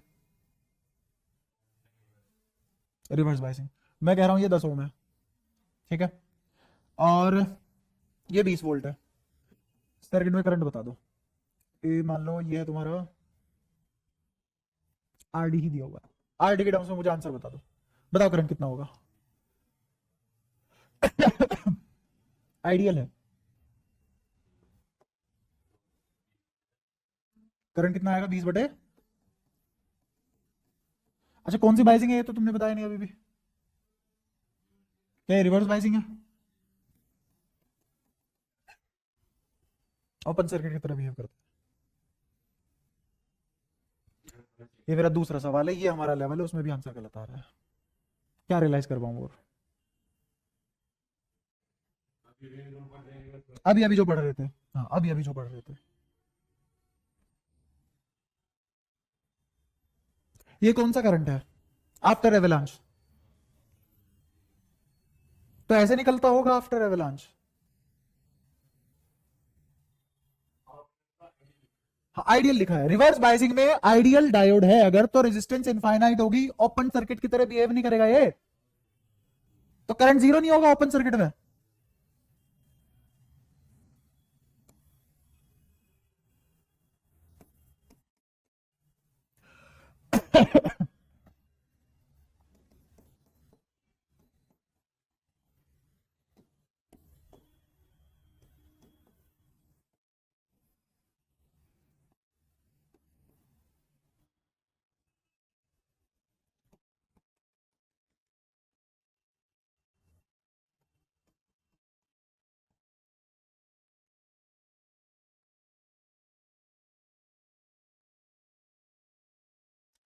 पहले आइडियल डायोड है अगर, दूसरे में अगर ये प्रैक्टिकल डायोड है जिसकी रेजिस्टेंस 10 ओम है, करंट बताना सर्किट में। पहला आइडियल है तो करंट कितना होगा? कैसे पता लगा 20/1000 है? फॉरवर्ड बाइसिंग में शॉर्ट वायर है, आइडियल है तो कितना आया? अच्छा 20/1000 था ना, तो 1/50 या 0.02 एम्पियर, जिसको क्या बोल सकते हैं 20 मिली एम्पियर। आता भी इतना ही है लगभग, प्रैक्टिकल सी वैल्यू है, ठीक है। I2 के केस में बताओ क्या होगा? बटे में बटे में 10 जोड़ देते हैं।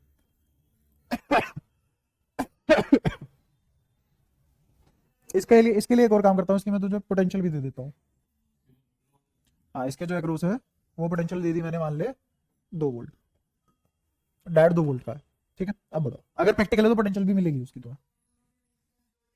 दोनों के रेजिस्टेंस जोड़ देंगे। हाँ, तो कितना आ जाएगा आंसर अब? 18/1100। क्या? हाँ नहीं बी, इसकी कोई तो पोटेंशियल होगी तभी तो रेजिस्टेंस ऑफर कर रहा होगा वो। तो रेजिस्टेंस पोटेंशियल दोनों की वन होगी। तो 20 में से पहली 2 वोल्ट का चढ़ावा किसके पास जाएगा, है ना? फिर उसके बाद तुम्हारे पास 18 बची करंट कैरी फॉरवर्ड कराने के लिए। और उसमें से भी अब जो रेजिस्टेंस ऑफर होगी वो कितनी होगी? 1000 + 10, क्योंकि प्रैक्टिकल डायोड की रेजिस्टेंस 0 नहीं होती, कम होती है लेकिन 0 नहीं होती। ठीक है, तो अब आंसर, क्योंकि ये रेजिस्टेंस वैसे तो फिक्स भी नहीं करेगा वो, ऑर्बिट ऑफ सवाल बना सकता है, वेरिएबल रेजिस्टेंस होगी यहाँ पे। कैसी रेजिस्टेंस होगी? वेरिएबल। तो वो इसकी बजाय क्या लिखेगा? R D, resistance of diode. तो आंसर कितना आ जाएगा? I2 18/1000 + RD। अब वो 2 काम कर सकता है, RD देके I पूछ सकता है, I देके RD पूछ सकता है। किसके लिए? प्रैक्टिकल डायोड के लिए। किसके लिए? अगर इसी को पलट के रिवर्स बायस में लगा देता तो आइडियल। तो फिर ओपन सर्किट बिहेव होता और I कितना आता? 0। समझ पा रहे हो? लेकिन अगर मैं प्रैक्टिकल रिवर्स बायसिंग में लगा देता, है ना, अब रेजिस्टेंस भी बहुत ज्यादा होती। तो अब एक सवाल ऐसा भी कर लेते हैं।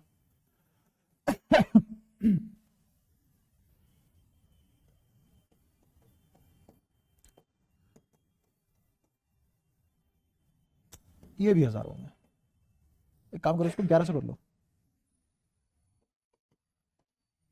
वरना तुम्हें ये नहीं पता लगेगा कि कौन सा 1000 किसके वाला है। ठीक है, अब ये रिवर्स बायसिंग में, और इसकी पोटेंशियल भी दे दी मैंने तुम्हें, पोटेंशियल दे दी मान लो 10 वोल्ट। तो अब वो पूछ रहा है करंट बताओ सर्किट में कितना बहेगा।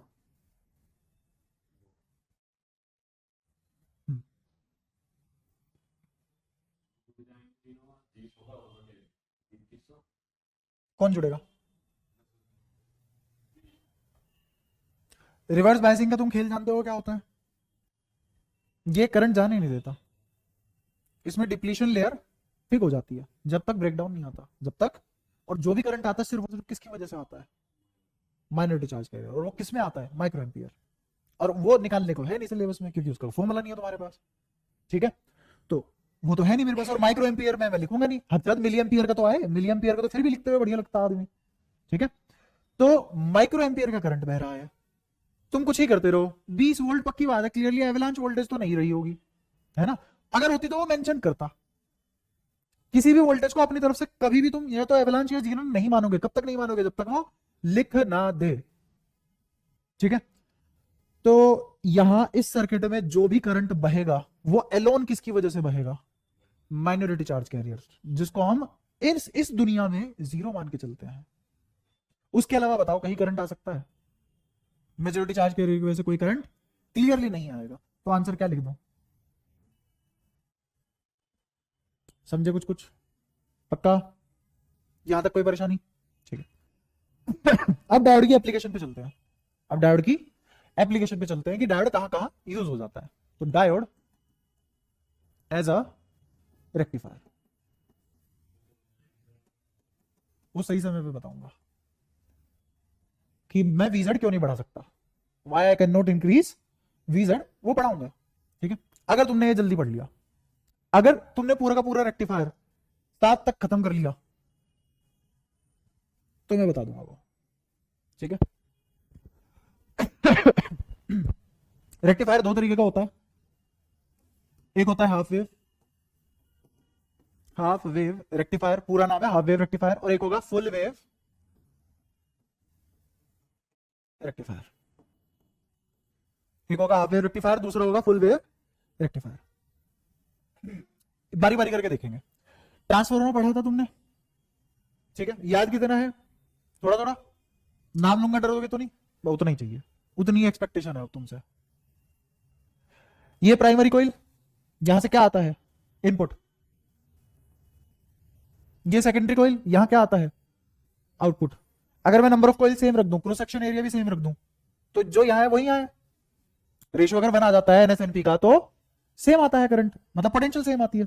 अगर इस पे V पोटेंशियल आ गई तो इस पे भी कितनी पोटेंशियल आ जाएगी, V। और किससे आती है, म्यूचुअल इंडक्शन। किससे आती है, म्यूचुअल इंडक्शन। कपलिंग कोएफिशिएंट सब याद है वो कहानी, ठीक है। तो ये प्लस तो ये भी प्लस, ये माइनस तो ये भी minus, due to mutual induction. Clear है। यहां लगा दिया डायोड। अब ये रेक्टिफायर क्या होता है, रेक्टिफायर होता है कि पोटेंशियल को रेक्टिफाई करना या करंट को रेक्टिफाई करना। कैसे करेगा समझना, नहीं रेक्टिफाई करने का मतलब काटना नहीं होता है, उसको यूनिडायरेक्शनल बनाना। क्या क्या बनाना, यूनिडायरेक्शनल बनाना। अगर मेरा कोई करंट यूनिडायरेक्शनल हो जाए तो वो किसकी तरह बिहेव करता है, डीसी की तरह बिहेव करता है, वो पलटता नहीं है। वो करंट जिसकी पोलैरिटी नहीं पलटती, तुम्हारे सिलेबस में उसको डीसी की तरह बिहेव करवाया जा सकता है। ऑल्दो उसकी वैल्यू समय के साथ बदलेगी, है ना। It will still be a function of time, function of frequency, कौन, करंट, बट उसकी पोलैरिटी और नेचर नहीं बदलेगा, तो वो एज गुड एज डीसी। समझ आया, ठीक है।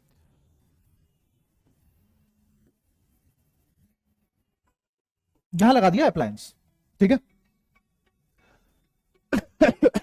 अब ये अप्लायंस लगाने के बाद ये अप्लायंस को ही क्या बोल देते हैं, एक रेजिस्टेंस, लोड रेजिस्टेंस, ठीक है। एसी, फ्रिज, कुछ भी लगाओ यहां, ठीक है।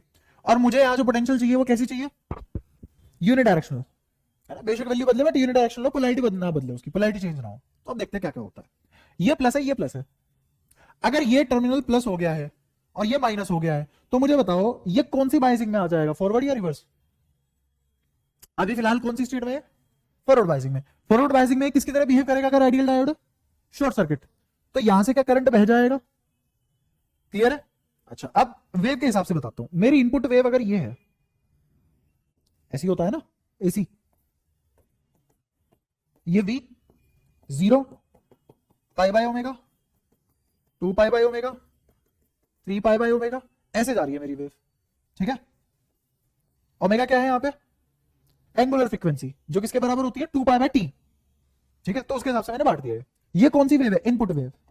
ये कौन सी वेव है, इनपुट वेव। जब मैंने इसको प्लस रखा तो ये वाली साइकिल गई होगी ना अंदर, और ये वाली साइकिल को इस डायोड ने जाने दिया, क्या जाने दिया, शॉर्ट सर्किट, ठीक है। अगर आइडियल है तो, और अगर आइडियल नहीं भी है, फॉरवर्ड बायस है, तो बड़ी वैल्यू के लिए वैसे भी भेज देगा एज इट इज।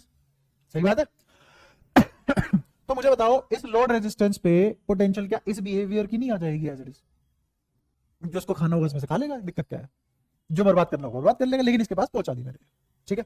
अच्छा, अब अगली वाली नेगेटिव पोलैरिटी के साथ आई, तो अब यहां पे क्या आ जाएगा, नेगेटिव। यहां क्या आ जाएगा, नेगेटिव। अब ये नेगेटिव है और ये टर्मिनल कौन सा है डायोड का, पॉजिटिव। तो नेगेटिव पॉजिटिव से कनेक्ट हुआ, कौन सी biasing, reverse biasing. Reverse biasing में आई, खत्म। तो मुझे बताओ इसको तो खा गए, हटा दिया इसने, इसको जाने ही नहीं दिया आगे, इस हिस्से को आगे जाने ही नहीं दिया। बट समय किसके लिए रुका है, वो तो आगे जाएगा। समय आगे गया बट वेव नहीं जा पाई। तो पाई बाय ओमेगा से 2 pi by omega, no wave at all. समझ पा रहे हो क्या क्या हो रहा है। फिर ये वाला हिस्सा दोबारा गया और अब ये क्या हो गया, प्लस। फिर से किसमें आया, फॉरवर्ड बायसिंग में, एज इट इज उठा के पटक देगा यहां। ये कौन सी वेव थी, इनपुट वेव। ये कौन सी वेव है, आउटपुट वेव। तो इनपुट से मुझे ये आउटपुट मिला है। तो इनपुट आउटपुट समझ आया। क्या ये आधी वेव खा रहा है, या ऐसा बोल लो कि आधी वेव को पोलराइज कर रहा है, या ऐसा बोल लो कि आधी वेव को रेक्टिफाई कर रहा है, इसीलिए हाफ वेव रेक्टिफायर। समझ आती है बात, कोई संदेह है इस बात में, पक्का, ठीक है। मैंने तुम्हें ये चैप्टर पढ़ाने से पहले एक अजीब सी बात बोली थी कि ये ईंट है, इस ईंट में से इधर से करंट गया तो जाएगा, इधर से भेजा तो नहीं जाएगा। आप समझ में आ रहा है क्या चीज है, diode, reverse sorry forward bias और रिवर्स बायस, ये सभी कंडक्टर में ही होता है, ठीक है। उसको ज्यादा मत खुजा, फ्लू हो जाएगा यहीं तुझे बैठे बैठे, ठीक है। वो कुछ ही बचेगी बट खुजा मत, वरना दिक्कत होगी। अच्छा, अब थोड़े बहुत मैथ्स भी कर लेते हैं इसमें, इसकी एफिशिएंसी वगैरह निकालते हैं, लेकिन उससे पहले मुझे कुछ कुछ चीजें समझनी पड़ेगी। एसी आता है, IRMS आई एवरेज पढ़े थे सब, VRMS वी एवरेज सब पढ़े थे। अच्छा, ये पोटेंशियल का ग्राफ था, है ना, यहां टाइम चल रहा था। तो मुझे बताओ यहां V क्या V not sine omega T था, कब, हमेशा। यहां हमेशा V not sine omega T है क्या, नहीं। यहां ये पीस वाइज फंक्शन बन जाएगा अगर पढ़ा हो तो, जब मेरा टाइम कहां से कहां तक हो, 0 से पाई बाय ओमेगा। V बराबर 0 हो जाएगा जब मेरा समय कहां से कहां तक हो, पाई बाई ओमेगा से, इसी को तो बोलते हैं पीस वाइज फंक्शन, ठीक है। ऐसे समझो ये v ही था और v की value v not sine omega T, अगर वो रेंज है 0, अगर ये रेंज है, ठीक है। अब मैं यहां से दो चीजें निकालूंगा। अच्छा, जो v में रिलेशन और इक्वेशन होता है वही किसमें होता है, i में, है ना। यहां जो तुम्हें वेव मिली, जो वेव तुम्हें v और t में मिली, वही वेव किसमें मिलने वाली है, i और t में। जो वेव तुमने यहां v और t में भेजी थी, वही वेव किसमें जाएगी, i और t में। आती है बातें समझ।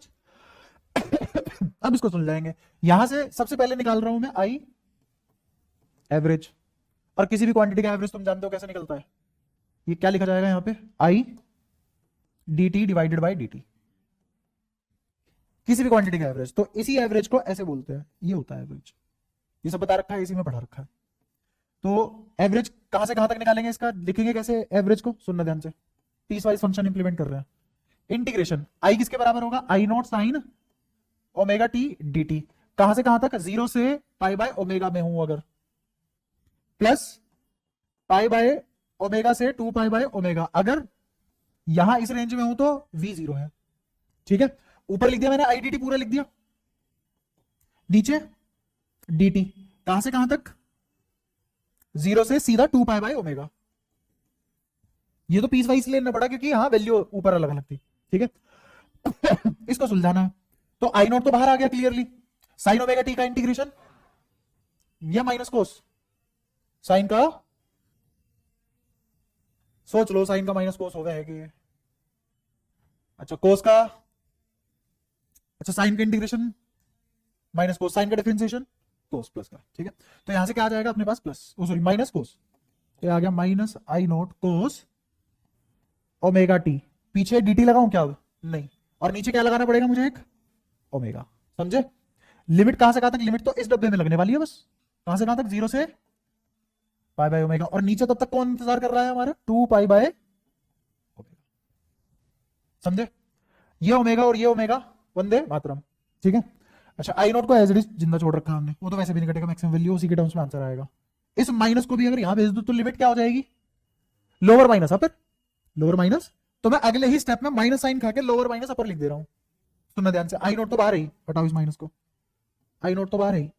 सबसे पहले मैं लिखूंगा कोस 0, ओमेगा सॉरी टी की जगह क्या रखेंगे 0, तो ओमेगा इंटू 0 इज 0, तो कोस 0 इज 1, ब्रैकेट में आ गया 1, ठीक है।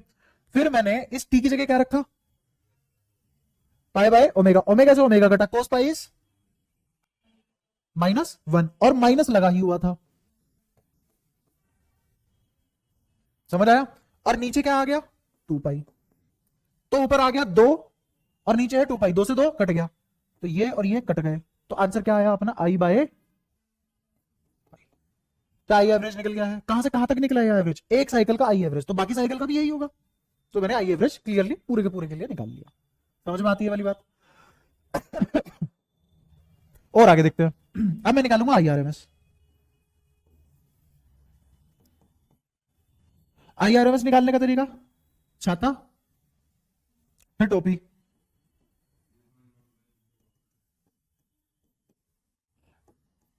कहां से कहां तक, 0 से पाई बाय ओमेगा, फिर पाई बाय ओमेगा से यहां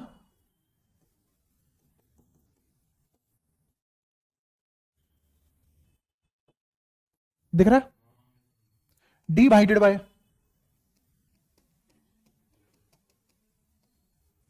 क्लियर, ये तो मर गया, 0 क्या इंटीग्रेशन करोगे, ठीक है। यहां अब इंटीग्रेशन 0 से 2 पाई बाय ओमेगा नहीं है, कहां से कहां तक है, 0 से पाई बाय ओमेगा है, तो क्लियरली अब आई नॉट बाय रूट 2 तो नहीं आ रहा, क्योंकि नीचे टाइम तो 0 से 2 पाई बाय ओमेगा, क्योंकि पीस वाइज फंक्शन है तो इस तरीके से सोल्व होगा, ठीक है। अच्छा जो मैं आगे निकाल रहा हूं वही पोटेंशियल के लिए भी आ जाएगा।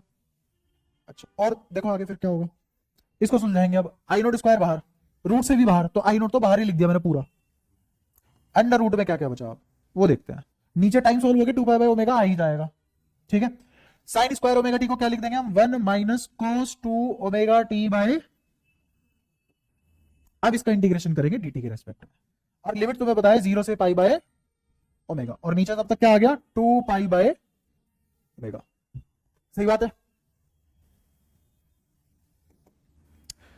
2 को बाहर निकालो या 2 को इसके साथ भेज दो, तो नीचे लिखा हुआ है 4 पाई बाय ओमेगा, नीचे लिखा हुआ है 4 पाई बाय ओमेगा, ठीक है, रखना याद मनी मन में।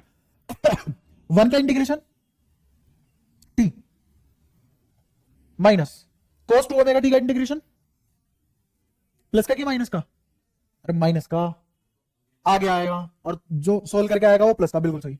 तो cos 2 ओमेगा टी का माइनस, तो एज इट इज कॉपी हो गया साइन 2 ओमेगा टी प्लस का, ठीक है। और क्योंकि इसको चेन रूल में लगाना है तो बाय 2 भी आएगा, और ये वाला 2 हटा चुका हूं मैं, नीचे बेच चुका हूं। इसमें लिमिट रखनी है अब मुझे, कहां से कहां, 0 से पाई बाय ओमेगा। छाते से अभी पीछा नहीं छूटा है हमारा, क्या? हाँ ओमेगा भी आएगा, क्यों नहीं आएगा, बिल्कुल आएगा। और नीचे क्या चल रहा है तब तक, 4 पाई बाय ओमेगा रूट में। क्लियर हुआ? अच्छा, अब इसको जगह नहीं है तो सोल्व छोटा करके कर लेंगे, ठीक है। आओ। रखो यहां पे, टी की जगह क्या रखेंगे, आ गया माइनस, टी की जगह क्या रखेंगे, पाई बाय ओमेगा, तो साइन 2 पाई 0 0 माइनस लोअर लिमिट, टी की जगह 0 0, यहां टी की जगह 0 साइन 0 0, बता कोई दिक्कत, divided by 4 pi by omega. अच्छा यहाँ पे आई नोट बाहर था, और यहाँ पे भी आई नोट बाहर है, किसके, रूट के। ये तो पूरा कबाड़ है, तो काट लो अब इसको, ओमेगा से ओमेगा कट गया, पाई से पाई कट गया, 1 बाई रूट 4 इज 1 बाई 2, तो कितना आ गया, आई नोट बाय। ये मैंने मैथमेटिकली प्रूव करवाया, बट तुम थोड़ी सी अकल लगा के सोच सकते थे। जिस दिन तुम्हारी मैथ बहुत ज्यादा अच्छी हो जाएगी तो तुम्हें मैथ सोल्व भी नहीं करनी पड़ेगी, इंट्यूशन से काम चल जाएगा। इंट्यूशन जैसे मुझे बताओ, पूरी वेव के लिए क्या आता, बाय रूट 2, आधी वेव के लिए क्या आता, I naught by root 2 into 1 by root 2, तो 1 by root 2 into 1 by root 2 is, तो आई बाय 2। ये सब करने की जरूरत ही नहीं है, समझ आया, कोई परेशानी? तो इस तरीके से डायरेक्टली भी आई नोट बाय 2 लिखा जा सकता था। अच्छा, ये जो आई आर एम एस निकाला है ये आउटपुट का आई आर एम एस है, और ये जो आई एवरेज निकाला है ये आउटपुट का है, जो भी निकाल रहा हूं, क्योंकि मैंने कंडीशन किसकी रख के निकाली है मैथमेटिकली, आउटपुट वाले की। अरे ये आउटपुट वेव का, इसे आउटपुट फंक्शन बोलते हैं, इनपुट फंक्शन तो सिर्फ इकलौता यही था। इधर बताना जरा, आई एवरेज क्या आएगा, इसमें आ जाएगा 2 बाय पाई, और मुझे बताओ यहां आई आर एम एस कितना आएगा, आई नोट बाय, फर्क है भाई साहब, इनपुट आउटपुट में आई आर एम एस और आई एवरेज की वैल्यू में फर्क है, समझ आया? तुम यहां से उस तरीके से ना करके एवरेज यहां से भी निकाल सकते थे भाई, पूरी वेव के लिए 2 बाय पाई, आधी वेव के लिए आई बाय पाई, पूरा समझ आता है, कोई परेशानी? तो ये सारी की सारी मैथ्स हमने कर ली। अब ये सारी की सारी मैथ्स करने के बाद क्यों कराई, इसलिए कराई ताकि मैं तुम्हें एफिशिएंसी निकलवा सकूं। अब हम निकालेंगे एफिशिएंसी परसेंटेज। तुम्हें पता है एफिशिएंसी हमेशा output power upon input power होता है, और इनटू क्योंकि परसेंटेज में निकाल रहे हो तो 100%। ये तो फॉर्मूला बनाना आता होगा ना, दुनिया में कहीं की भी एफिशिएंसी हो फॉर्मूला यही है, ठीक है। अब आउटपुट और इनपुट में फर्क है थोड़ा सा, समझना। जैसे मैं इस सर्किट को ऐसे बना सकता हूं, इसी सर्किट को ऐसे बना रहा हूं, सुनना।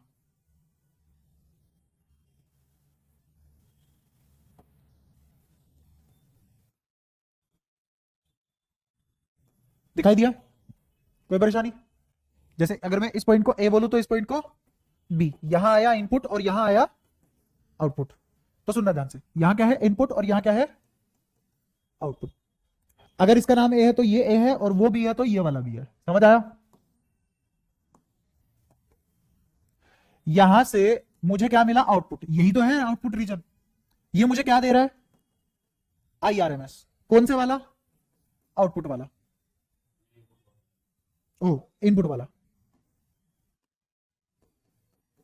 इसने मुझे क्या प्रोवाइड किया है, इनपुट वाला आई आर एम एस। अच्छा, इसके पास अगर ये प्रैक्टिकल डायोड है, कैसा डायोड है, क्योंकि मैं प्रैक्टिकल पढ़ाऊंगा आइडियल के तो 1 सेकंड में एक लाइन बन जाएगी तुम्हारी। ये प्रैक्टिकल, इसकी रेजिस्टेंस कितनी है, आर डी, और ये रेजिस्टेंस कितनी है, आर एल, ठीक है। अब समझना, जब इसने इनपुट लिया तो एसी एज ए इनपुट लिया, जब इसने इनपुट लिया तो इसने इनपुट एज एसी लिया, और एसी की इफेक्टिव वैल्यू आरएमएस होती है, और डीसी की इफेक्टिव वैल्यू एवरेज होती है।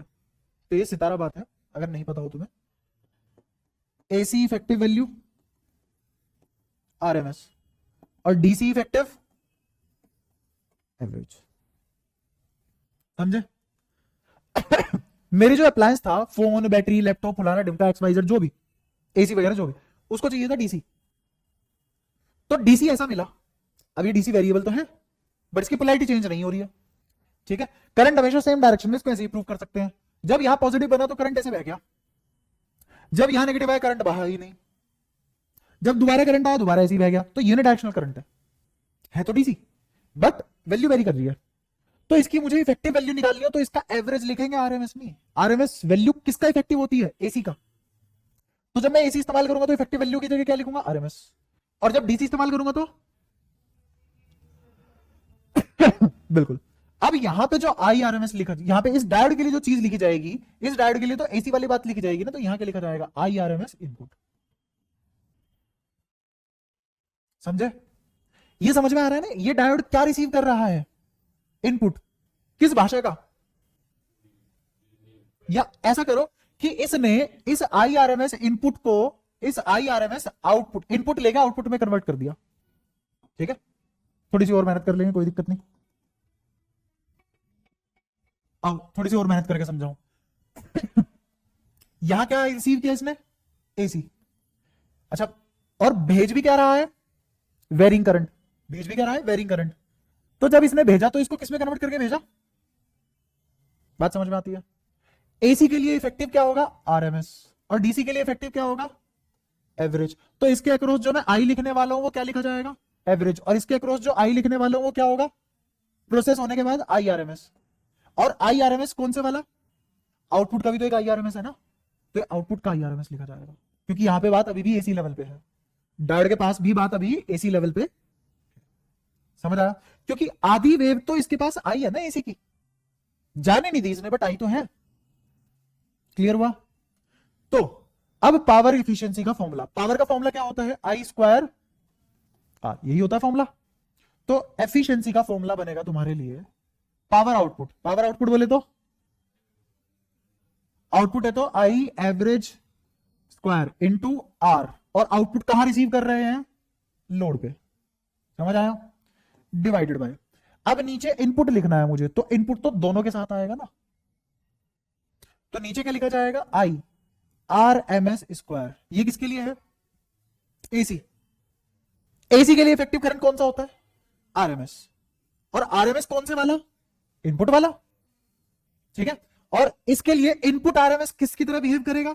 यहां से आएगा, इसके लिए यहां से आएगा, ठीक है। और यहां पे दोनों के लिए होगा, ये दोनों के लिए वैलिड होगा, आरएल के लिए भी और आर डी के लिए भी, क्योंकि जब मेरे पास यहां है करंट तो उसके लिए रेजिस्टेंस ये भी है और ये भी है, दोनों सीरीज में है। वरना इस सर्किट से देख लो, यहां वाले करंट के लिए ये भी और ये भी दोनों रेजिस्टेंस गिनी जाएगी, तो यहां से यहां तक का जब ड्रॉप आएगा तो वो आरडी प्लस आरएल से आएगा। और यहां अभी बात किसमें फंसी पड़ी है? एसी में। तो एसी का इफेक्टिव वैल्यू आरएमएस के हिसाब से लिखा जाएगा। तो मैंने ये फॉर्मूला समझा के लिखवाया है, आगे समझ? तो अब इनकी वैल्यूज रख दो। वैल्यूज रखने के बाद एफिशिएंसी परसेंटेज आई एवरेज का स्क्वायर यहां के लिए किसके बराबर है? कहां गया? I naught square by pi square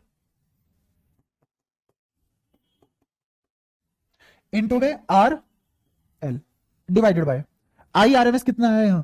I naught by 2, तो क्या आ जाएगा? आई नोट स्क्वायर डिवाइडेड बाय 4। और आर एल की, आर एल कॉमन निकाल लो, एक काम करो यहां से, तो अंदर क्या बचेगा? 1 plus R D by R L. ये कट गया, ये भी कट गया, 4 ऊपर चला गया, तो आंसर क्या आया? 4 bye pi square 1 upon 1 plus R D upon R L. CBSE वगैरह की बात करें तो यहां अति हो जाती है, खत्म है। मेंस वगैरह की बात करें यहां तक पहुंचना पड़ता है, ठीक है। इसकी वैल्यू आती है 0.406, इसकी वैल्यू आई 0.406। अच्छा, इसको अगर मैं 100% करके कन्वर्ट करूं तो ये क्या लिखा जाएगा? 40.6 बटा 1 plus R D divided by R L into 100%। ये आ गई एफिशिएंसी हाफ वेव रेक्टिफायर की। किसकी आई? हाफ वेव, क्योंकि पूरा का पूरा काम रेक्टिफायर में हो रहा है। देख, इस पूरी मैकेनिज्म और डिवाइस को रेक्टिफायर बोल रहे हैं। कर सब कुछ डायोड रहा है वो अलग बात है। हाँ, एक बात बता, इस अप्लायंस के पास कौन सी वेव पहुंची है, ये यही यूज करी है ना। तो मुझे बता इसके अक्रॉस, इन दो पॉइंट अप्लायंस के अक्रॉस कितना रेजिस्टेंस है, करंट कितना खाया, तो पावर दूसरे के हिसाब से यूनिट कर लेगा। ये पावर आउटपुट लिखा हुआ है, मुझे पावर आउटपुट के लिए बता क्या लिखूं, करंट रिसीव्ड बाय अप्लायंस का square into resistance of the appliance. देखो वही लिखा है, अप्लायंस क्या रिसीव कर रहा है, डीसी, और डीसी के लिए इफेक्टिव करंट एवरेज होता है। अरे वही तो लिखा है एवरेज स्क्वायर आर, नीचे वाला।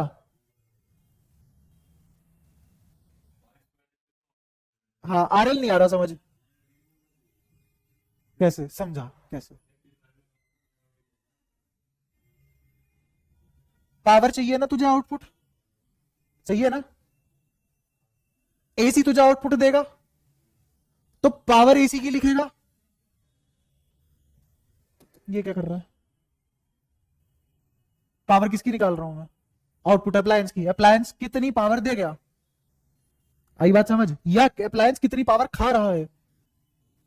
तो पावर निकालते टाइम, अप्लायंस की पावर निकालते टाइम डायोड की रेजिस्टेंस ले लूं, पॉसिबल है, फिर कैसी बात कर रहा है, समझ में तुझे अभी भी नहीं आया जिस तरह मूड है। और मुझे ये समझ नहीं आ रहा कि कोई आदमी ऐसी हरकत कैसे कर सकता है कि भाई मुझे तो यहां निकालनी है पावर, सर आप एक काम करो रेजिस्टेंस इसकी ले लो, पावर इसकी आ जाएगी।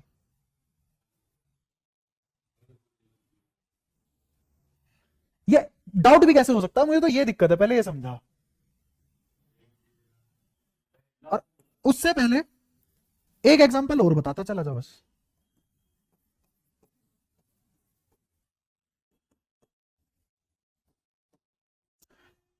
पावर डिसिपेशन निकालियो, कैसे आया लिखवा। तू ना मुझे यहां आंसर ये क्यों नहीं कर रहा, बस ये समझा दे, मैं बाकी सारी बात मान लूंगा। ये आंसर तो गलत क्यों मान रहा है, जल्दी बता। बता दिक्कत कहां है, तू क्या सोच रहा है, तू अपनी बात जस्टिफाई कर।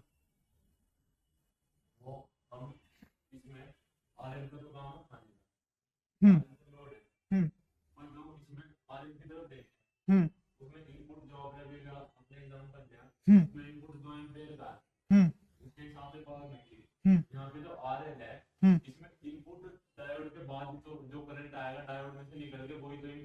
हम्म हम्म हम्म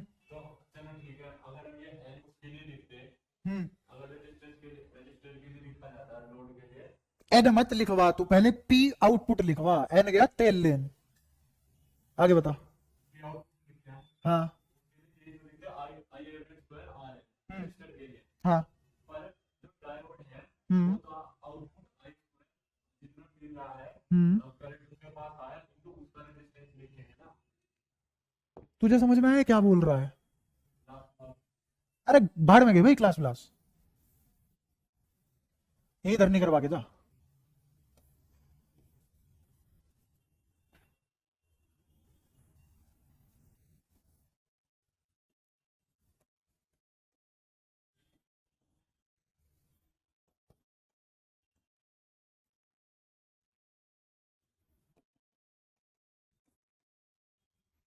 अब बता क्या क्या करूं,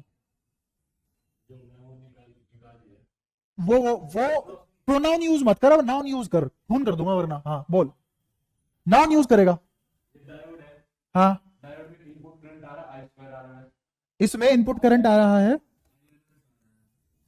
इसमें एक्चुअल में इसमें जो इनपुट आया वो एज इट इज आई आ गया, जो किसके बराबर है, आई नोट साइन ओमेगा टी के बराबर है। ये आया इसके पास, आया इसके पास, ये है, ये लिख देता हूं, ये आया आया।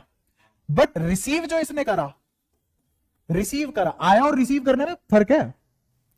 मैं तुम्हें 1 करोड़ ज्ञान दे रहा हूं, तुम उसमें से 2 रुपया ले रहे हो, वो तो रिसीवर और देने की दोनों अलग अलग बात नहीं होगी। आ कितना रहा है, I naught sine omega T, but ये रिसीव क्या कर रहा है, ये रिसीव कर रहा है I R M S piece wise.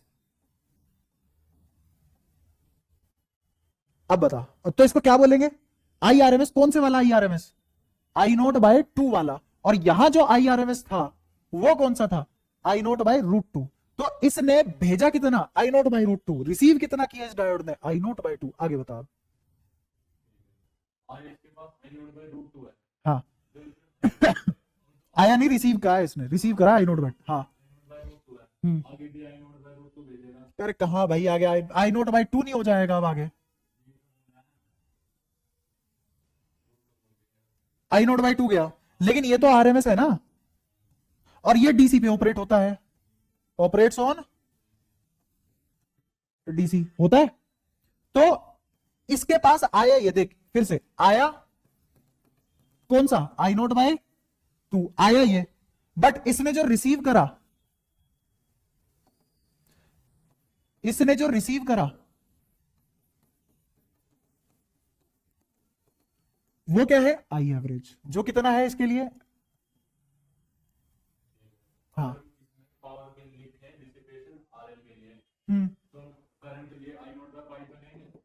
Power लिख रहा हूं, करंट क्या लेंगे, आई स्क्वायर आर लेंगे बस। अब इतना देख, अब मुझे ये बता, जस्टिफाई कर जो तू कह रहा है, बता क्या क्या लिखूं, आई की जगह क्या लिखूं, आई नोट बाय पाई, हाँ आर एल क्यों लिखूं, अब तू तो आर डी के ऊपर मर रहा था ना उधर। हाँ ये क्या है, पावर। हाँ तो ये आउटपुट मिला ना मुझे, कितनी पावर एज आउटपुट मिली, ये आ गई, ये पावर मुझे मिल रही है एज एन आउटपुट, ठीक है। हाँ आई नोट बाय 2 का होल स्क्वायर, हाँ इंटू, बस क्यों, ये पावर एक्रॉस डायोड लिखनी है, तो मैं खुले दिल से तेरे साथ हूं, बट मैं ये नहीं लिख रहा हूं, मैं पावर इनपुट लिख रहा हूं। इनपुट के लिए पावर क्या होगी,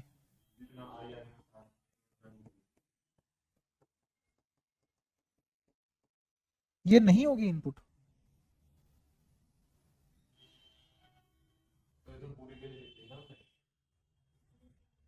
मैं सर्किट बना देता हूं ना इसके लिए।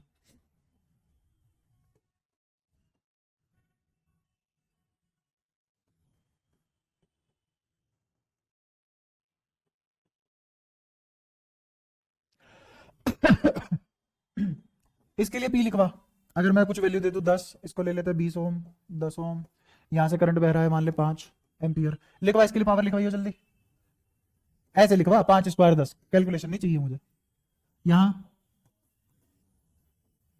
कितना, अच्छा तो मुझे इस सर्किट की पावर लिखवाइयो, ऐसे मत लिखवा, क्यों लिखवाया ये बस ये बताते हैं। अब मुझे बताए सर्किट की पावर है, इसको मैं ऐसे नहीं बोलूंगा कि पावर कितनी मिली, कितनी मिली, इसको पावर कितनी मिली, जितनी सर्किट की थी, रिसीव कितनी करी, ठीक है। हाँ इधर बता क्या अजीत हो रहा है अब। अब मैं रुक जा, तेरे लिए एक और काम, यहाँ पे एक और काम ये कर देता हूँ, रुक जा।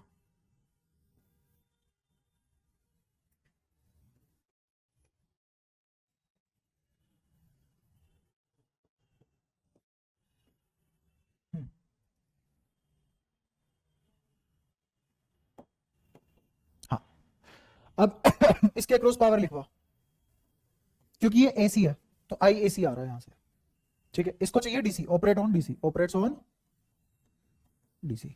और मैं एक सितारा बात लिखवा चुका हूं कि I effective for AC I RMS होता है, I effective for DC I average होता है, बस ये दो बात दिमाग में रख, फालतू एक्स्ट्रा है ना। पावर लिखवाया, इसकी पावर लिखवा, आई स्क्वायर एसी नहीं आएगा, हाँ तो ऐसे I R M S square into R D, इसके अक्रॉस पावर, इसके अक्रॉस, इसके अक्रॉस, इसके across power I average square into R L, ऐसे बोलते हैं, समझ में भी आता है, ठीक है। अच्छा इसने कितनी पावर जनरेट करी, तो कैसे लिखूंगा वो मैं, इसको एक डब्बा मान, और इस डब्बे की नेट रेजिस्टेंस, आ कौन रहा है यहां, एसी का आरएमएस लेते हैं इफेक्टिव वैल्यू कितना, IRMS square into power input. इससे मुझे कोई लेना देना नहीं है, मैं तो इसकी पावर रिसीव कर रहा हूं, तो ये कितनी पावर दे रहा है। अच्छा, अब मुझे बता तेरा डाउट क्या था।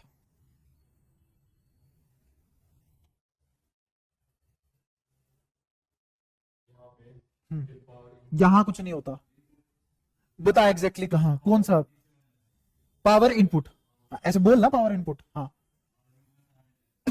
RD प्लस RL है। हम्म, हाँ हाँ हाँ हाँ, RMS लेंगे, नहीं I0/2 का स्क्वायर। हम्म हम्म, आया कितना था, I0/√2, I0/√2 सोर्स ने दिया, रिसीव कितना किया इसने, ठीक है, हाँ।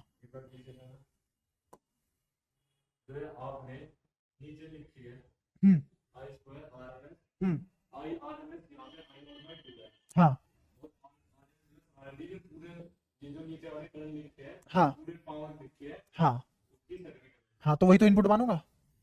हम्म हम्म, जो मुझे मिली, डी से तेल निकालेगा। AC, fridge, TV, phone, tab, computer, camera, पंखा किसको बोलते हैं, अब बता। हाँ, हम्म हम्म हम्म,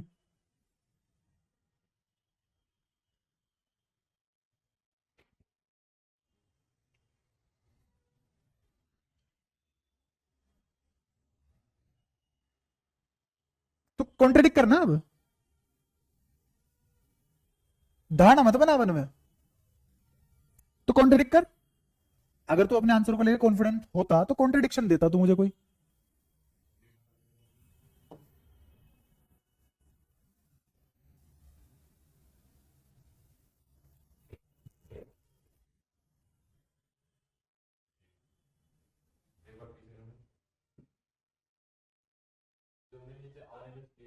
हम्म हम्म, हाँ हाँ, हम्म हम्म,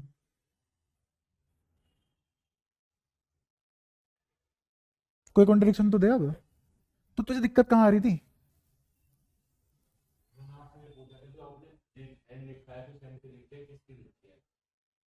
डिवाइस की,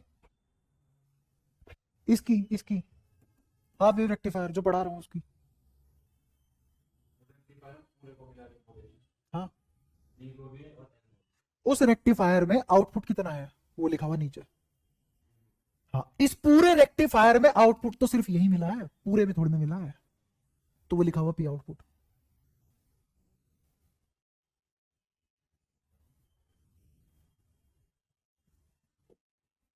एक और एग्जांपल ले तो, मैंने दो बल्ब लगाए, मुझे इस बल्ब की एफिशिएंसी चाहिए, बता क्या लिखूंगा, बस इतना बता दे।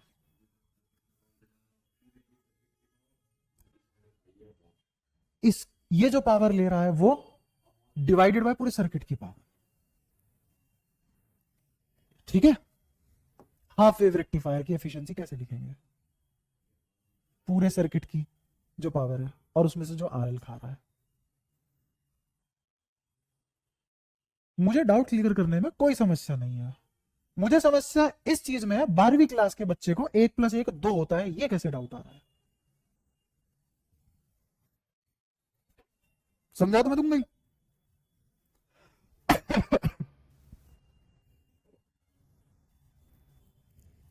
और कोई समस्या,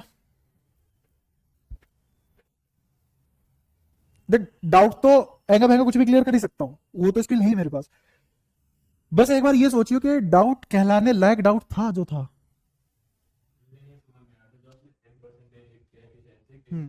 तो मैं तब से बोल ही तो रहा हूँ, जो टॉपिक पढ़ाऊंगा उसी की परसेंटेज एफिशिएंसी लिखूंगा।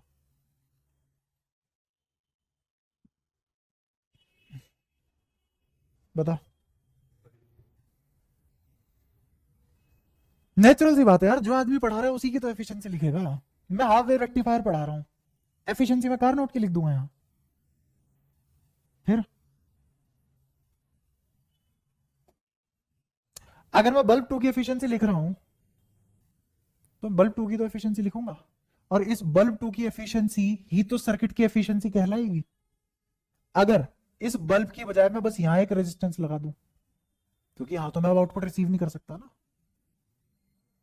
तो डायोड पे तो आउटपुट रिसीव होगा नहीं, बट रेजिस्टेंस तो ऑफर करेगा, आउटपुट सिर्फ यहां। अब जो इस बल्ब की एफिशिएंसी होगी वही किसकी एफिशिएंसी होगी? पूरे सर्किट की, क्योंकि यही जगह आउटपुट ले सकता था। कहां लगे ये बात? How it is different than any other thing in the natural common current electricity circuit, except to methodology, AC effective is RMS, DC effective is average. That's the only difference that you have to conclude or incarnate in this topic. बस इतना सही था। ठीक है, कोई समस्या हो किसी को आप भी पूछ लो। ठीक है, अब इसमें अगर ये आइडियल हो जाए तो तुम्हें क्या लगता है क्या होगा? अगर ये डायोड आइडियल हो जाए तो क्या होगा?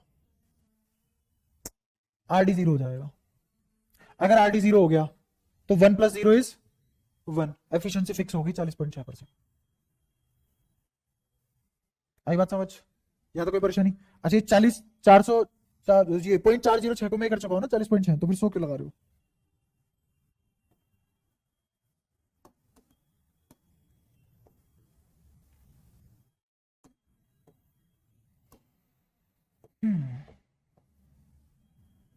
तो फॉर आइडियल डायोड, एफिशिएंसी कितनी आ गई?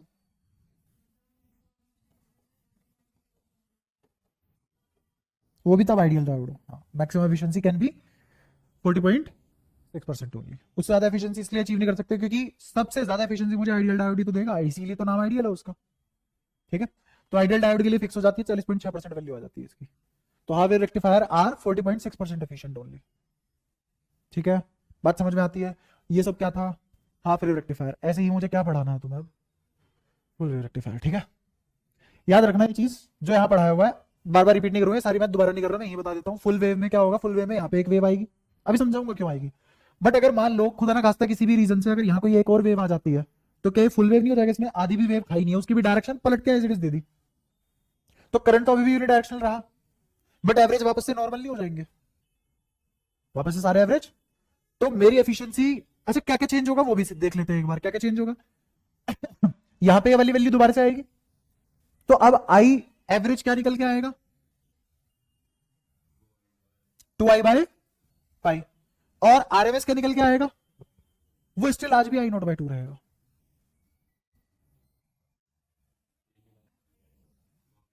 ठीक है, अब सोच समझ के बोलना। आई एवरेज तुमने, सॉरी आई एवरेज कह रहा हूं, आई आरएमएस तुमने कितना बोला? I0/2 आज भी, ये तो बोला है। ठीक है, एक काम करते हैं दोबारा से निकालते हैं आई एवरेज और आई आरएमएस। अब किसके लिए निकालूंगा मैं? फुल पूरा डिटेल में ही पढ़ा देता हूँ, छोड़ो टाइम तो लगेगा ही, पर क्या करेंगे।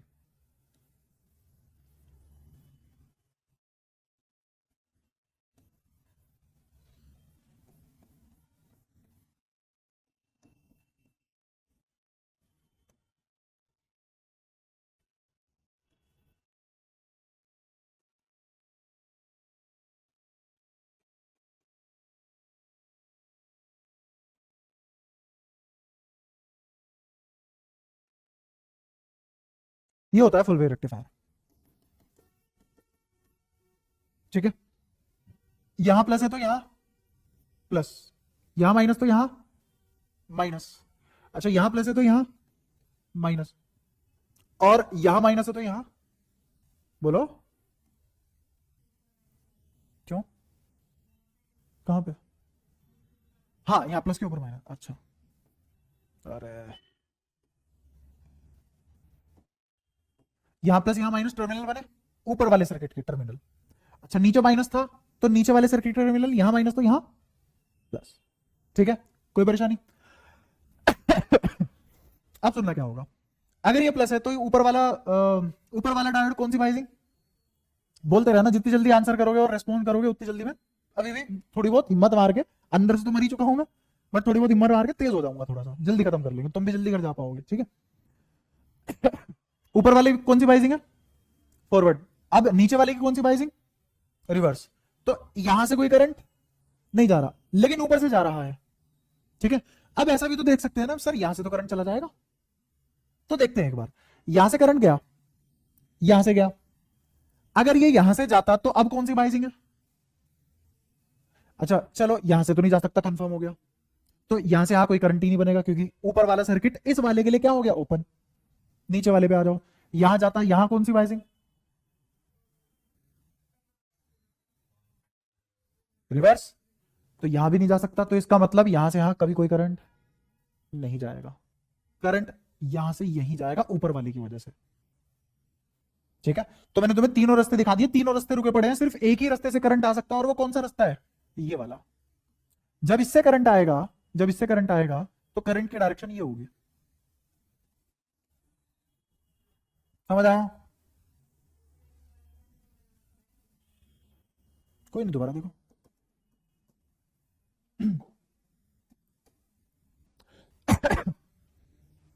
यहां से करंट आया, कौन सी बाइजिंग? फॉरवर्ड बाइजिंग, जाने देगा, गया, हो गया सर्किट पूरा। अगर मान लो तुम चाह रहे हो कि सर इसका थोड़ा सा पोर्शन इधर भेज दो, भेज दिया, कौन सी बाइजिंग?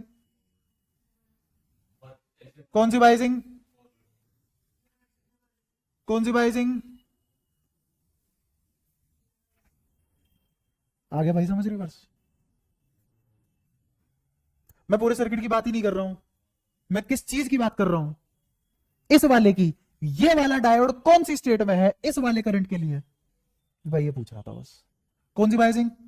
ये सर्किट ओपन है, इसलिए यहां से कोई करंट नहीं भेजा था। अब ये पीले पीले वाली लाइन, दो रास्ते मैंने तुम्हारे बता दिए, ये वाला रास्ता चालू है, ये रुक गया, करवा दिया proof.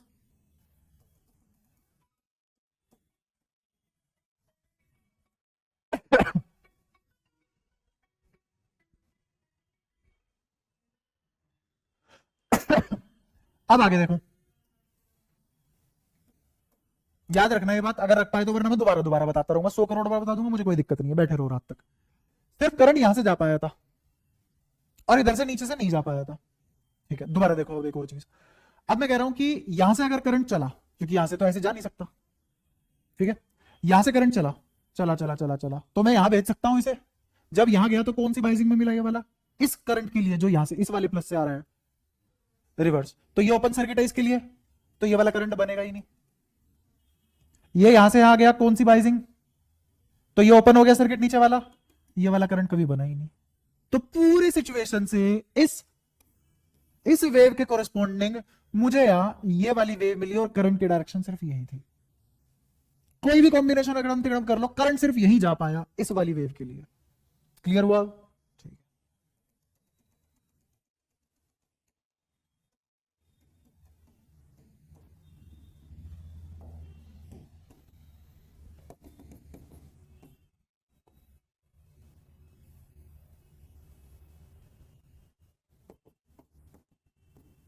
Pi by omega,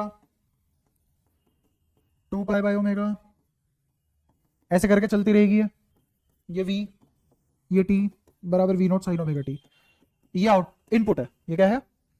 input. Output देखते हैं अब, इसका आउटपुट कैसे आएगा यहां?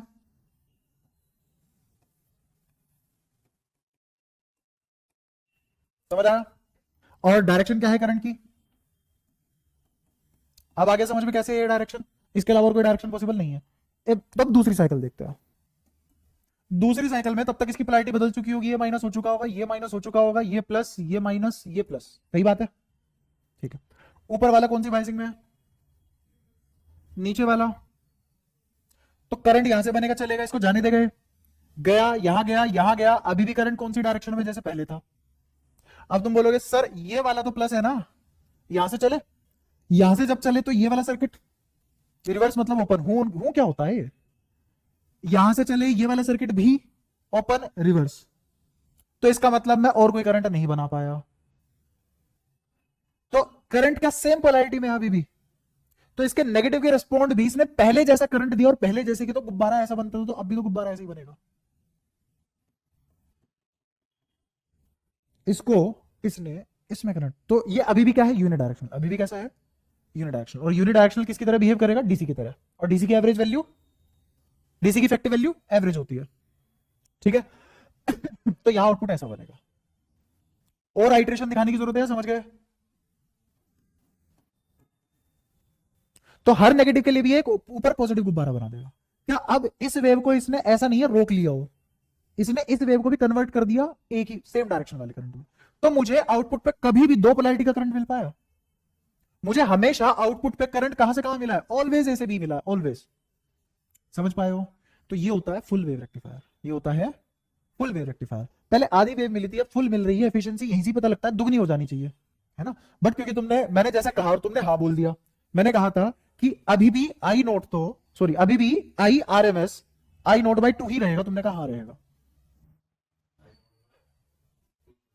अब कितना हो जाएगा R M S, I naught by √2। कैसे, क्योंकि अब इंटीग्रेशन कहां से कहां होगा, 0 से 2 pi by omega I naught square sine square omega T D T का इंटीग्रेशन। अब प्लस 0 ओमेगा बाय पाई से 2 पाई बाय ओमेगा वाली वैल्यू नहीं रहेगी। तो अब तो मेरा I R M S as it is क्या आ जाएगा, आई नोट बाय √2। और आई एवरेज क्या आ जाएगा, 2i बाय पाई। सबको क्लियर हो गया, ठीक है। तो एफिशिएंसी वाला फॉर्मूला लगा दे डायरेक्ट, ठीक। यहां पे मैं क्या क्या लिख के चल रहा हूं तुम्हारे लिए, आई एवरेज कितना, समझ गए। और ऐसे ही आई आर एम एस कितना आ जाएगा। ये सब किसके लिए हो रहा है, ये इनपुट के लिए है। किसके लिए, इनपुट, सॉरी इनपुट कह रहा हूं, आउटपुट, आउटपुट, ठीक है। आई आर एम एस कितना, आई नोट बाय √2, ठीक है।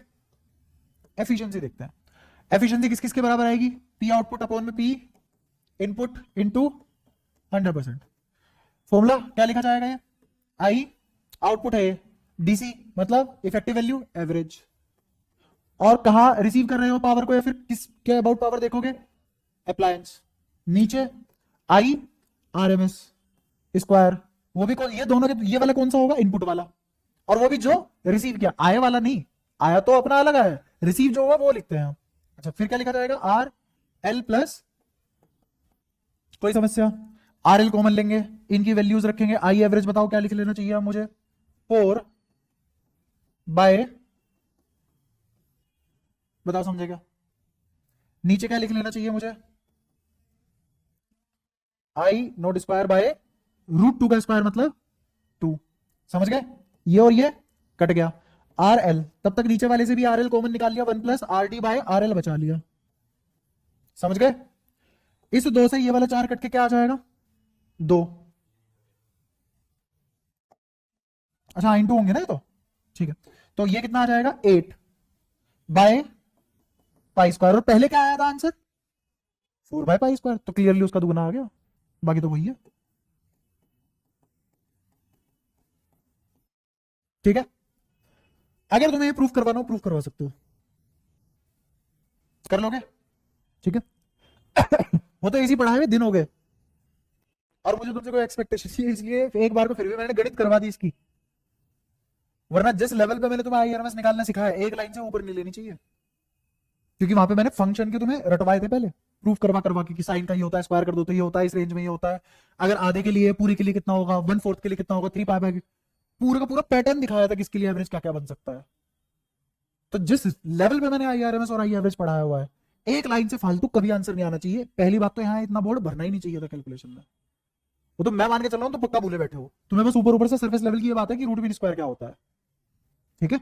इतनी फिर भी मैं करके चल रहा हूं तुम्हारे लिए, और तुम उससे भी नीचे डूबने की कोशिश करते हो। फिर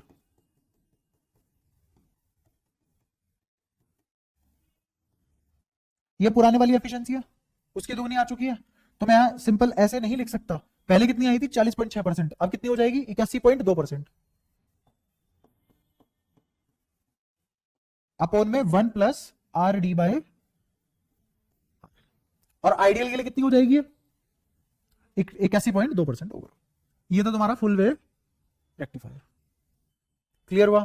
तो ये half wave rectifier, full wave rectifier क्या कन्वर्ट करते हैं, ऐसी डिवाइस है, तुमने अब तो देख ही लिया है ना, अब तो तुम बता ही सकते हो क्या करते हैं। ये क्या करते हैं, एसी को किसमें कन्वर्ट करते हैं, और ऑन द अदर हैंड मेरे पास एक ऐसी भी तो डिवाइस थी जो डीसी को किसमें कन्वर्ट करके देती थी, एसी में। कौन सी डिवाइस थी वो जो डीसी से एसी बना रही थी?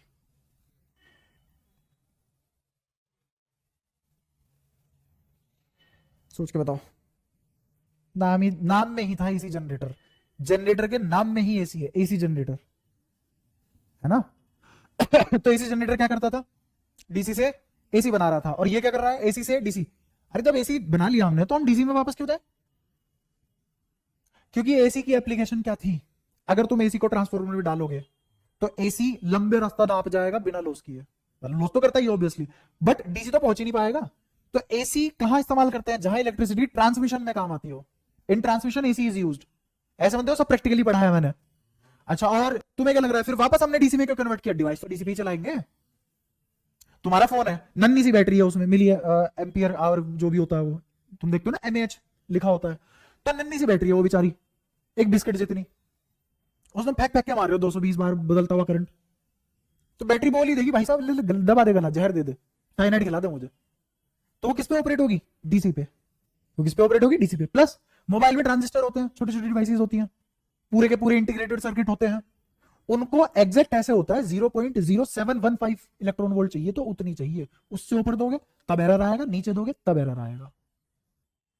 जैसे स्क्रीन में एक लाइन आ गई, वोल्टेज एरर है वो वहां, क्योंकि तुमने जितनी वोल्टेज उसको चाहिए थी उतनी नहीं दिया, तो उससे कम दे दिया, उससे ज्यादा दे दी। तो इतनी फंक्शनैलिटी के लिए तो मेरा ये वाला करंट भी कामयाब नहीं है, क्योंकि ये बेशक डीसी है बट बदलता हुआ डीसी है, बट ऑब्वियसली एसी तो नहीं है क्योंकि पोलैरिटी नहीं बदल रही है, समझ पाए। तो मेरे पास एक ऐसी भी तो डिवाइस होनी चाहिए ना जो इसको ऐसे भेजे। अब इसको रिफाइन करना बाकी है, क्या करना बाकी है, इसको रिफाइन करना बाकी है, और ये रिफाइन हम करते हैं जीनर डायोड से। जीनर डायोड एक ऐसा डायोड है जो कुछ कुछ ऐसा देगा, एग्जैक्टली ऐसा वो भी नहीं देगा, उसमें भी मुझे कॉम्बिनेशन ऑफ कैपेसिटर वगैरह धक्म पेड़ पता लग क्या क्या करना पड़ेगा, तब जाके डीसी वैल्यू आएगी, ठीक है। और क्योंकि वो ऐसा डायोड जो मैं बना रहा हूं स्क्रैच से, तो मैं डिसाइड करूंगा ना कि इसकी कट ऑफ पोटेंशियल या इसकी जीने वाली पोटेंशियल या इसकी एमिट करने वाली रिसीव करने वाली पोटेंशियल क्या होगी, वो सब मैं डिसाइड करूंगा।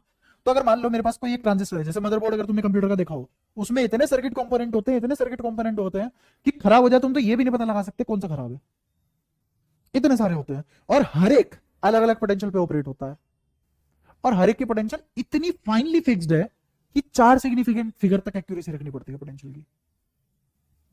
वो पता है क्या किस हिसाब से लेता है, हाई पोटेंशियल लो पोटेंशियल, उसके लिए दो ही इनपुट आउटपुट होते हैं बस, जिसको लॉजिक गेट के नाम से पढ़ोगे भी तुम, ट्रांजिस्टर में वही यूज होते हैं, हाई और low, anywhere in between will not be accepted, ठीक है। तो जैसे मुझे ये वाली वेव बताओ, यहां से लेके यहां तक कितनी वैल्यूज आ चुकी होंगी, इनफाइनाइट, बट जो मेरे सर्किट अप्लायंस है, इलेक्ट्रॉनिक डिवाइस जिनको बोलते हैं, वो इतने फाइन ट्यून्ड होते हैं कि उनके लिए बस दो ही वोल्टेज वेरिएशन होती है, आइदर लो आइदर हाई, फिक्स वैल्यू के।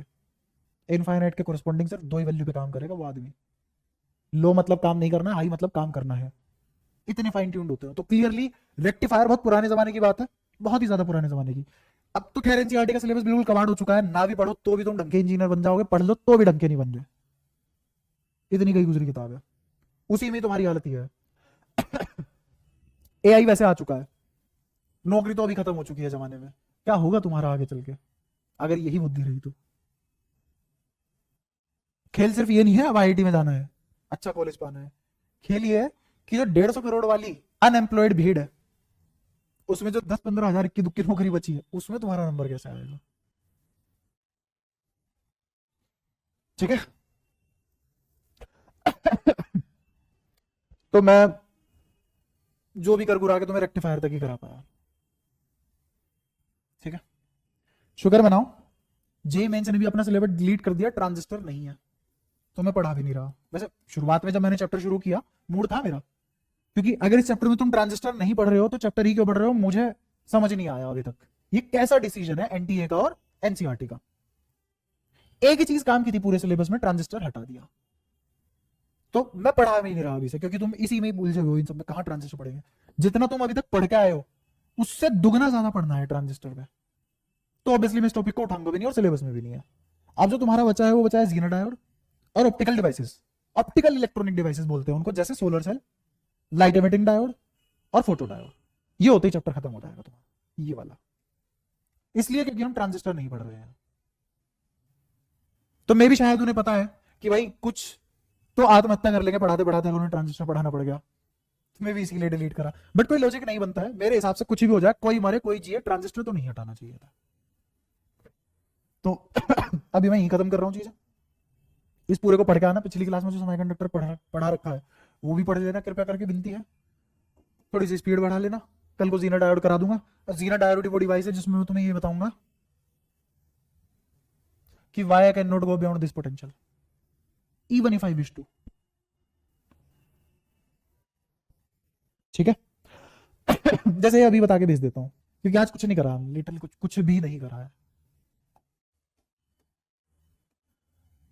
ये टर्मिनल पोटेंशियल है। कौन सी पोटेंशियल है? इसका ईएमएफ के साथ रिलेशन होता है E माइनस आई आर। मेरे पास 100 तरीके हैं कि मैं V फिक्स कर दूं, 100 तरीके हैं V फिक्स कर दूं। जैसे मान लो मुझे V की वैल्यू फिक्स करनी है, 100 करनी है मान लो, तो 100 वैल्यू फिक्स करने के लिए मैं करंट को 0 कर दूंगा, तो मुझे V कितना मिलेगा?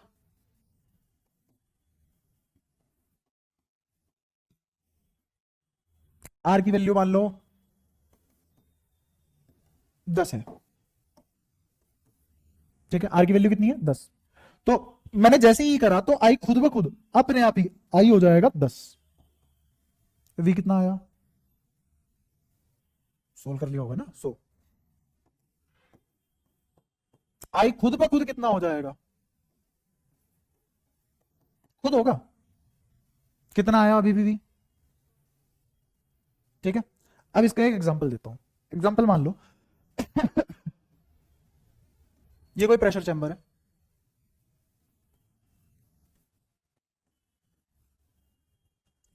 ये कोई प्रेशर चैम्बर है, इस पे ढक्कन लगा रखा है और ये ढक्कन मूवेबल है और एक फिक्स वैल्यू ऑफ प्रेशर पे ऊपर उठ जाता है, एक फिक्स वैल्यू ऑफ प्रेशर पे ऊपर उठ जाता है। नीचे फ्लेम लगाई, प्रेशर बना, उतना नहीं है ऊपर उठे, एक लेवल आएगा कि ऊपर उठ जाएगा। ठीक है। हीट की कंटिन्यूस सप्लाई नहीं हो रही, हीट की कंटिन्यूस सप्लाई हो रही है। प्रेशर एक वैल्यू पे फिक्स होने के बाद उससे ज्यादा बढ़ सकता है क्या? क्यों नहीं बढ़ रहा? लीकेज अलाउड है। क्यों नहीं बढ़ रहा? लीकेज अलाउड है। अगर लीकेज है तो तुम एक फिक्स वैल्यू के बाद उससे ज्यादा वैल्यू कभी नहीं बढ़ा सकते उसकी, क्योंकि प्रेशर बढ़ने के बजाय क्या बढ़ जाएगा? लीकेज। समझ आया? कोई परेशानी? तो हीट बढ़ाओगे प्रेशर बढ़ना चाहिए था, हीट बढ़ाओगे प्रेशर, तो प्रेशर बढ़ने की बजाय ये ढक्कन ऊपर गया और जो हीट एक्सेस हीट थी वो यहां से निकल गई। समझे? थोड़ा थोड़ा रिलेट हो पाया? हो क्या रहा है? जैसे जैसे ई बढ़ा आई बढ़ा, बट वी नहीं बढ़ा। समझे? जैसे जैसे हीट बढ़ी ढक्कन ऊपर उठा, लीकेज बढ़ी, प्रेशर नहीं बढ़ा। समझे? और एग्जांपल दे सकता हूं।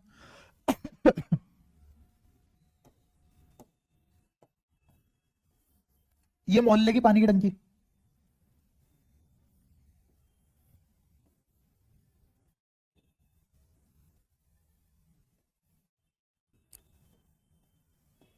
मुझे टंकी में एक फिक्स प्रेशर चाहिए, इस टंकी से पानी आने का एक फिक्स प्रेशर चाहिए। तो मैं पता क्या करूंगा? मैं एक काम करूंगा, जैसे मान लो मुझे कुछ प्रेशर चाहिए 2 बार का, तो 2 बार के कोरस्पोंडिंग ये हाइट तक अगर पानी भरा हुआ है तो इस टंकी में 2 बार का प्रेशर आ जाएगा। अगर इससे कम भरा हुआ है 2 बार का प्रेशर नहीं आएगा, इससे ज्यादा भर गया तो प्रेशर ज्यादा आ जाएगा और मुझे प्रेशर ज्यादा चाहिए नहीं। तो मैं एक काम करूंगा, इसी लेवल पे यहां एक ओपनिंग बना दूंगा।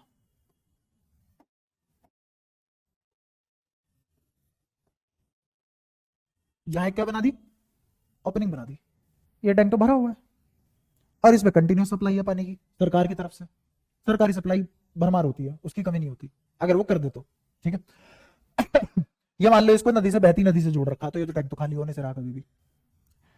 पानी जैसे ही इससे ऊपर जाने की कोशिश करेगा वो तो तब जाएगा ना जब इधर भी पानी यहां से ज्यादा ऊपर जाने की कोशिश करेगा, क्योंकि तुम पढ़ चुके हो कि यहां यहां लेवल बराबर रहेगा। ठीक है। क्योंकि ऊपर से यहां पे भी एटमॉस्फेरिक प्रेशर सेम है।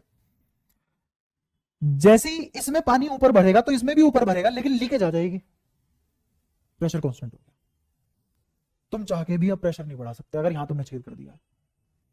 क्योंकि जैसे ही प्रेशर बढ़ने की कोशिश करेगा लीकेज की फॉर्म में निकल जाएगा, यहां प्रेशर कांस्टेंट रहेगा फिक्स। ये ऐसा नहीं लगा जैसे आई खुद अपने आप चेंज हो सकता है। तो ऐसे ही मैं इसी को एक सर्किट में कन्वर्ट कर सकता हूं, समझना कैसे। इस सिंबल से दिख रहा होगा एक स्पेशल टाइप का कोई अलग सा डायोड है। ये डायोड इस पोटेंशियल पे काम कर रहा है, ये डायोड इस पोटेंशियल पे काम कर रहा है। और ये डायोड कब तक एक्टिव नहीं होगा? जब तक पोटेंशियल इसके अक्रॉस पोटेंशियल VZ नहीं हो जाती तब तक ये एक्टिव नहीं होगा। ये है बाहर वाली पोटेंशियल। इसके अक्रॉस पोटेंशियल ये एक्टिवेटेड पोटेंशियल है, क्योंकि एवलांच या फिर जीनर इफेक्ट कब आता है? जब पोटेंशियल VZ पहुंचती है। अगर पोटेंशियल VZ नहीं पहुंची तो मुझे बताओ बाइजिंग कौन सी है? फॉरवर्ड। तो जीनर या फिर कोई भी डायोड को काम करने के लिए, इस रिवर्स बाइजिंग वाले डायोड को काम करने के लिए मुझे किसमें कन्वर्ट करना पड़ेगा? इसको, इसके पी को इसके एन से कनेक्ट करना पड़ेगा। कर दिया। अब कौन सी बाइजिंग होगी? रिवर्स। क्योंकि नाम जीनर है तो क्या रही होगी? डोपिंग हाई रही होगी। अगर जीनर नाम है तो डोपिंग हाई रही होगी, डिप्लेशन लेयर थिन रही होगी, इलेक्ट्रिक फील्ड बहुत ज्यादा बढ़ गया होगा, आयनाइजेशन से आयन जुगाड़ लिए होंगे, और अब चार्ज की बाढ़ आ जाएगी। तो इसमें से करंट बहने की लिमिट क्या है? कोई लिमिट नहीं है, कोई लिमिट नहीं है। जैसी पोटेंशियल VZ को हिट करेगी तो ये किसकी तरह बिहेव करेगा? ओपन वायर या क्लोज वायर? ऐसे बताओ, ओपन वायर की तरह या क्लोज वायर की तरह? रिवर्स बायसिंग है, VZ हिट हो चुका है, सोच समझ के बताओ। ठीक है, ऐसा करंट ओपन वायर में देखने को मिल जाएगा कभी जिंदगी में? फिर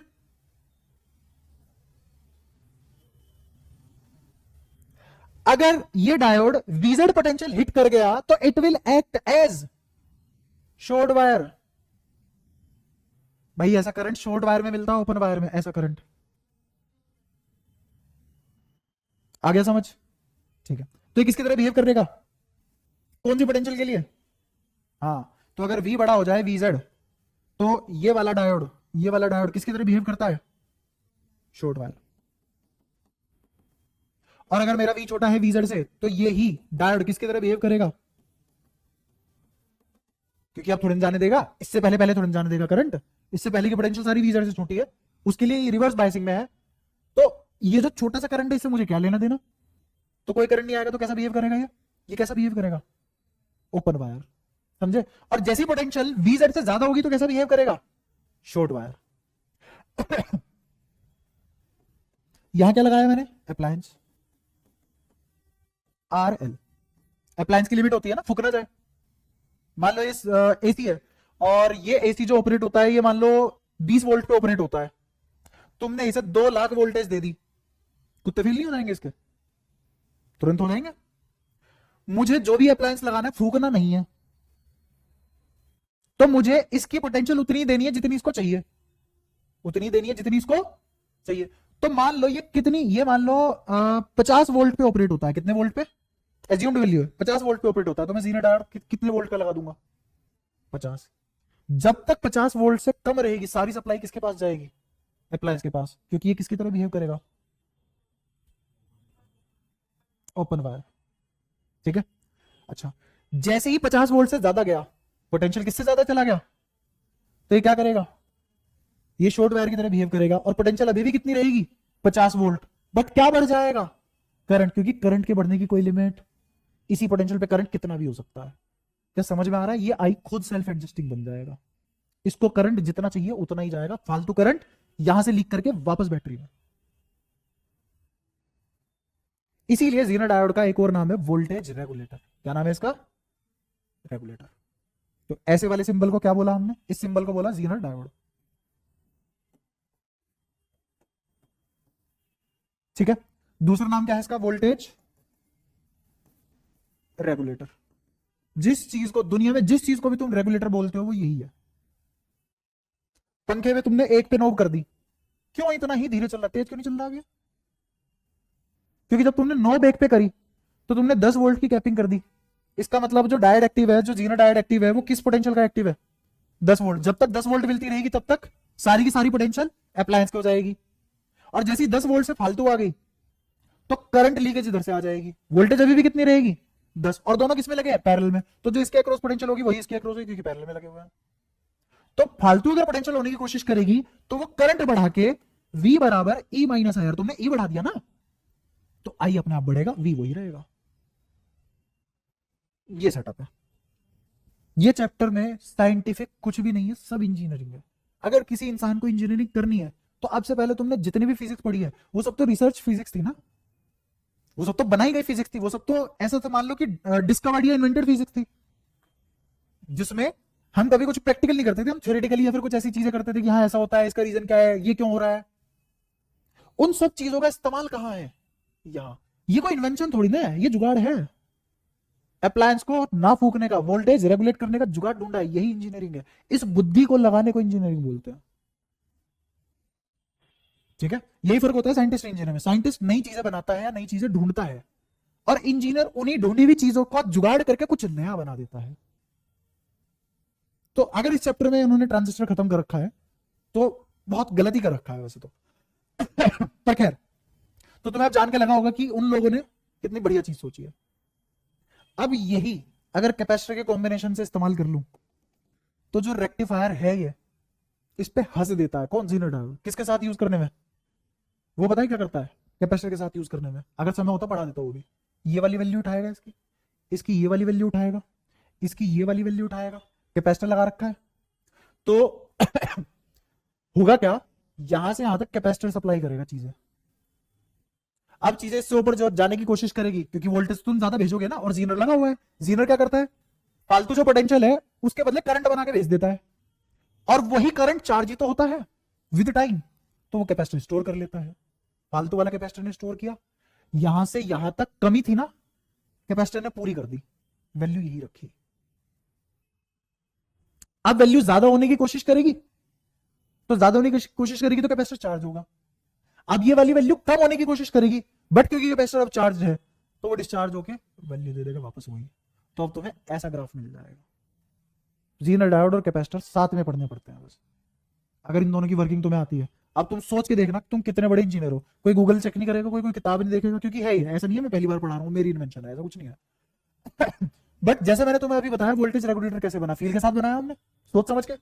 तो वोल्टेज रेगुलेटर जिस थीम के ऊपर बनाया, क्या तुम उस थीम के ऊपर जीनर डायोड के साथ कैपेसिटर इस तरीके से घर से लगा के ला सकते हो कि तुम मुझे ऐसी वेव फॉर्म दे दो? ये सोचना, इससे तुम्हें पता लग जाएगा दूध का दूध पानी का पानी, कितने इंजीनियर हो तुम। क्या मैंने कैपेसिटर अच्छे से पढ़ाया हुआ है, कॉम्बिनेशन किस तरीके से काम करता है, हर चीज पढ़ाई कैपेसिटर के बारे में, है ना। क्वेश्चन प्रैक्टिस नहीं किया हमने, ठीक है, एडवांस लेवल पे। बट थ्योरेटिकली तुम्हें एडवांस लेवल की ही बातें पता है, कम नहीं पता एक भी। यहां भी मैंने इतनी बातें बताई हैं जितनी नहीं मिलेगी तुम्हें जनरली जानने को। सारी बातें पता होने के बाद अब मैं तुम्हें एक चीज बनाने को बोल रहा हूं। क्या? एक ऐसी डिवाइस जीनर प्लस कैपेसिटर से जो ये वेव, वो ये वाला वेव फॉर्म दे मुझे इस टाइप का। करोगे? ट्राई करना, देखना मत बस, क्योंकि तुम देखोगे कंफ्यूज हो जाओगे, उल्टी सीधी बातें बना के लाओगे मेरे पास, मन से घर से कुछ बातें बिलीव करके लाओगे, फिर मुझे उन बिलीव को तोड़ने में आधा घंटा अलग से लगेगा। इसलिए देख के मत आना, खुद से बनाओ तो बनाओ, वरना मैं तो पढ़ाऊंगा ही और पढ़ा ही दूंगा। समझ आई? कोई प्रश्न? हाँ, क्या नहीं लगाएंगे? अच्छा, अप्लायंस ही हटा दिया तो मैं रेगुलेट किसके लिए करूंगा? भाई साहब एसी नहीं चल रहा यार, कुछ रेगुलेटर लगा दो भाई साहब। रेगुलेटर तो नहीं है, एसी हटा लो। ये क्या मतलब इसी है? लोड हटा दो, लोड की जगह कैपेसिटर लगा दो। क्या? वो तो मुझे नहीं पता, तुम कैसे भी बना के लाना। रेक्टिफायर और कैपेसिटर दो अलग अलग बातें हैं। रेक्टिफायर कॉम्बिनेशन ऑफ डायोड है, और जीनर डायोड एक स्पेशल डायोड है जिसका सिंबल भी स्पेशल है। ठीक है। अच्छा, एक और बात बताना भूल गया, ये फुल वेव रेक्टिफायर है ना, मैं इसका एक और डायग्राम बना सकता हूँ। फुल वेव रेक्टिफायर कोई फर्क नहीं है इस डायग्राम में समझना। वैसे क्वेश्चन भी कराने थे वो, मतलब आज खत्म ही कर सकते थे हम इसको, अगर मुझे इतनी लंबा पढ़ाना था खत्म कर लेते हम इसको।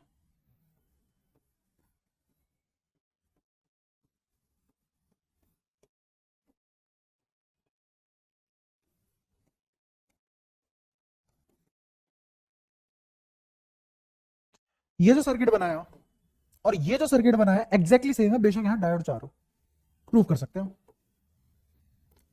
अगर ये पॉजिटिव है, करंट यहां से आएगा, यहां से आएगा तो ये वाला दिखाई पड़ा, ये ओपन सर्किट, तो ये यहां गया, इधर नहीं गया, समझते रहना। यहां जाएगा अब ये, क्यों, रिवर्स, तो कहां जाएगा, यहां, तो करंट की डायरेक्शन मुझे कहां मिली, यहां, फिर यहां से जाएगा, यहां जाएगा तो ओपन, अरे फॉरवर्ड होता निकलना चाहता, ओपन कैसे होता, फिर तो शॉर्ट होता ना वो, तो कहां जाएगा ये, समझ लो, एक बार देख लो, सोच लो। ऊपर भी जा सकता है ना, दोनों जगह जा सकता है, तो कैसे कैसे लगाया मैंने, ऐसे लगाया, ऐसे लगाया, ऐसे लगाया, अच्छा, और ये ऐसे ऐसे ऐसे, रुक जाओ, कॉम्बिनेशन बनाते हैं, यहां से गए, ये प्लस है और ये प्लस है, तो ये हो गया फॉरवर्ड, और ये रिवर्स है, ये यहां नहीं जाना, ठीक है, फिर ये यहां से आया, यहां चला गया, तो मेरा करंट इस डायरेक्शन में आ गया, इस डायरेक्शन में आने के बाद ये मिला मुझे फॉरवर्ड, समझ गया, इन दो को पलटो बस,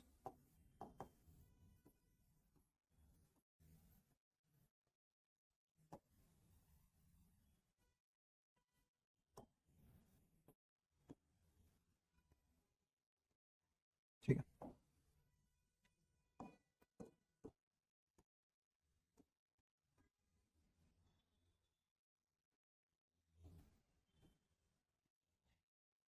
यहां से आ गया, और यहां से आने के बाद ये यहां जाएगा, और यहां नहीं जाना चाहिए, अगर यहां नहीं जाना चाहिए तो इसको हटाओ,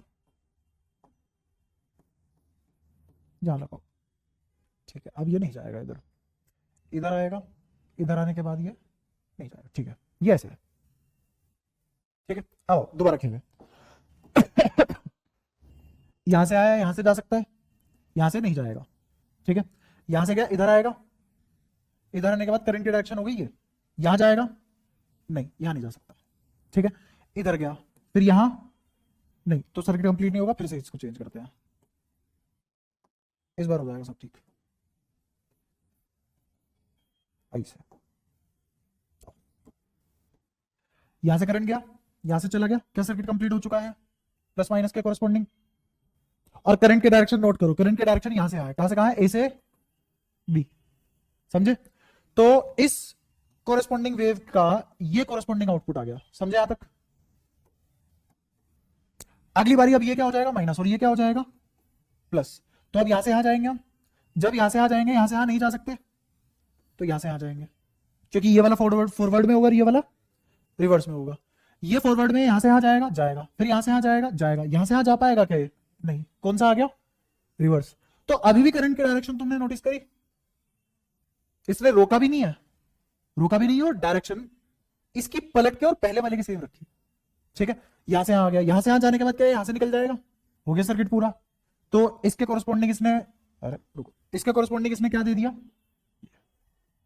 और फिजिक्स में एज लॉन्ग एज जब तक इनपुट आउटपुट मतलब पूरी एग्जैक्ट वर्किंग कॉपी हो रही है, तो इस चित्र और इस चित्र में हमारे लिए कोई फर्क भी नहीं है, तो इसको भी क्या बोलते हैं, फुल वेव रेक्टिफायर, इस तरीके की फुल वेव रेक्टिफायर होते हैं, तो इसको देख के बोहरा मत जाना कि ये पढ़ाया था सर ने, ये तो आउट ऑफ सिलेबस आ गया, बोनस है, ऐसा कुछ भी नहीं है, इतनी अकल वो मान के चलता है, लगा लोगे, तुम्हारे सामने मैंने भी 4 बार गलती करके बनाया, लगा लगा के लॉजिक, ठीक है। तो इस तरीके से ये डायग्राम भी किसका बना, फुल वेव रेक्टिफायर का, जीरो डायोड में अलग से तुम्हें पढ़ा चुका हूं, ठीक है, तो मैं अगली बारी तुम्हें कैपेसिटर के साथ उसका खेल करा दूंगा, फिर कुछ न्यूमेरिकल प्रैक्टिस कर लेंगे, न्यूमेरिकल प्रैक्टिस करने के बाद फिर तुम्हारी ऑप्टिकल डिवाइस में क्या क्या बचेगा, photo electric effect, photo electric effect कह रहा हूं, light emitting diode, photo diode, solar cell, और फिर बचेंगे बुलियन अलजेब्रा, लॉजिक गेट, ठीक है, करेंगे वो भी धीरे धीरे आराम से ढंग से ही करेंगे। यहां तक बताओ आज की क्लास में किसी को कोई डाउट, पक्का क्लियर।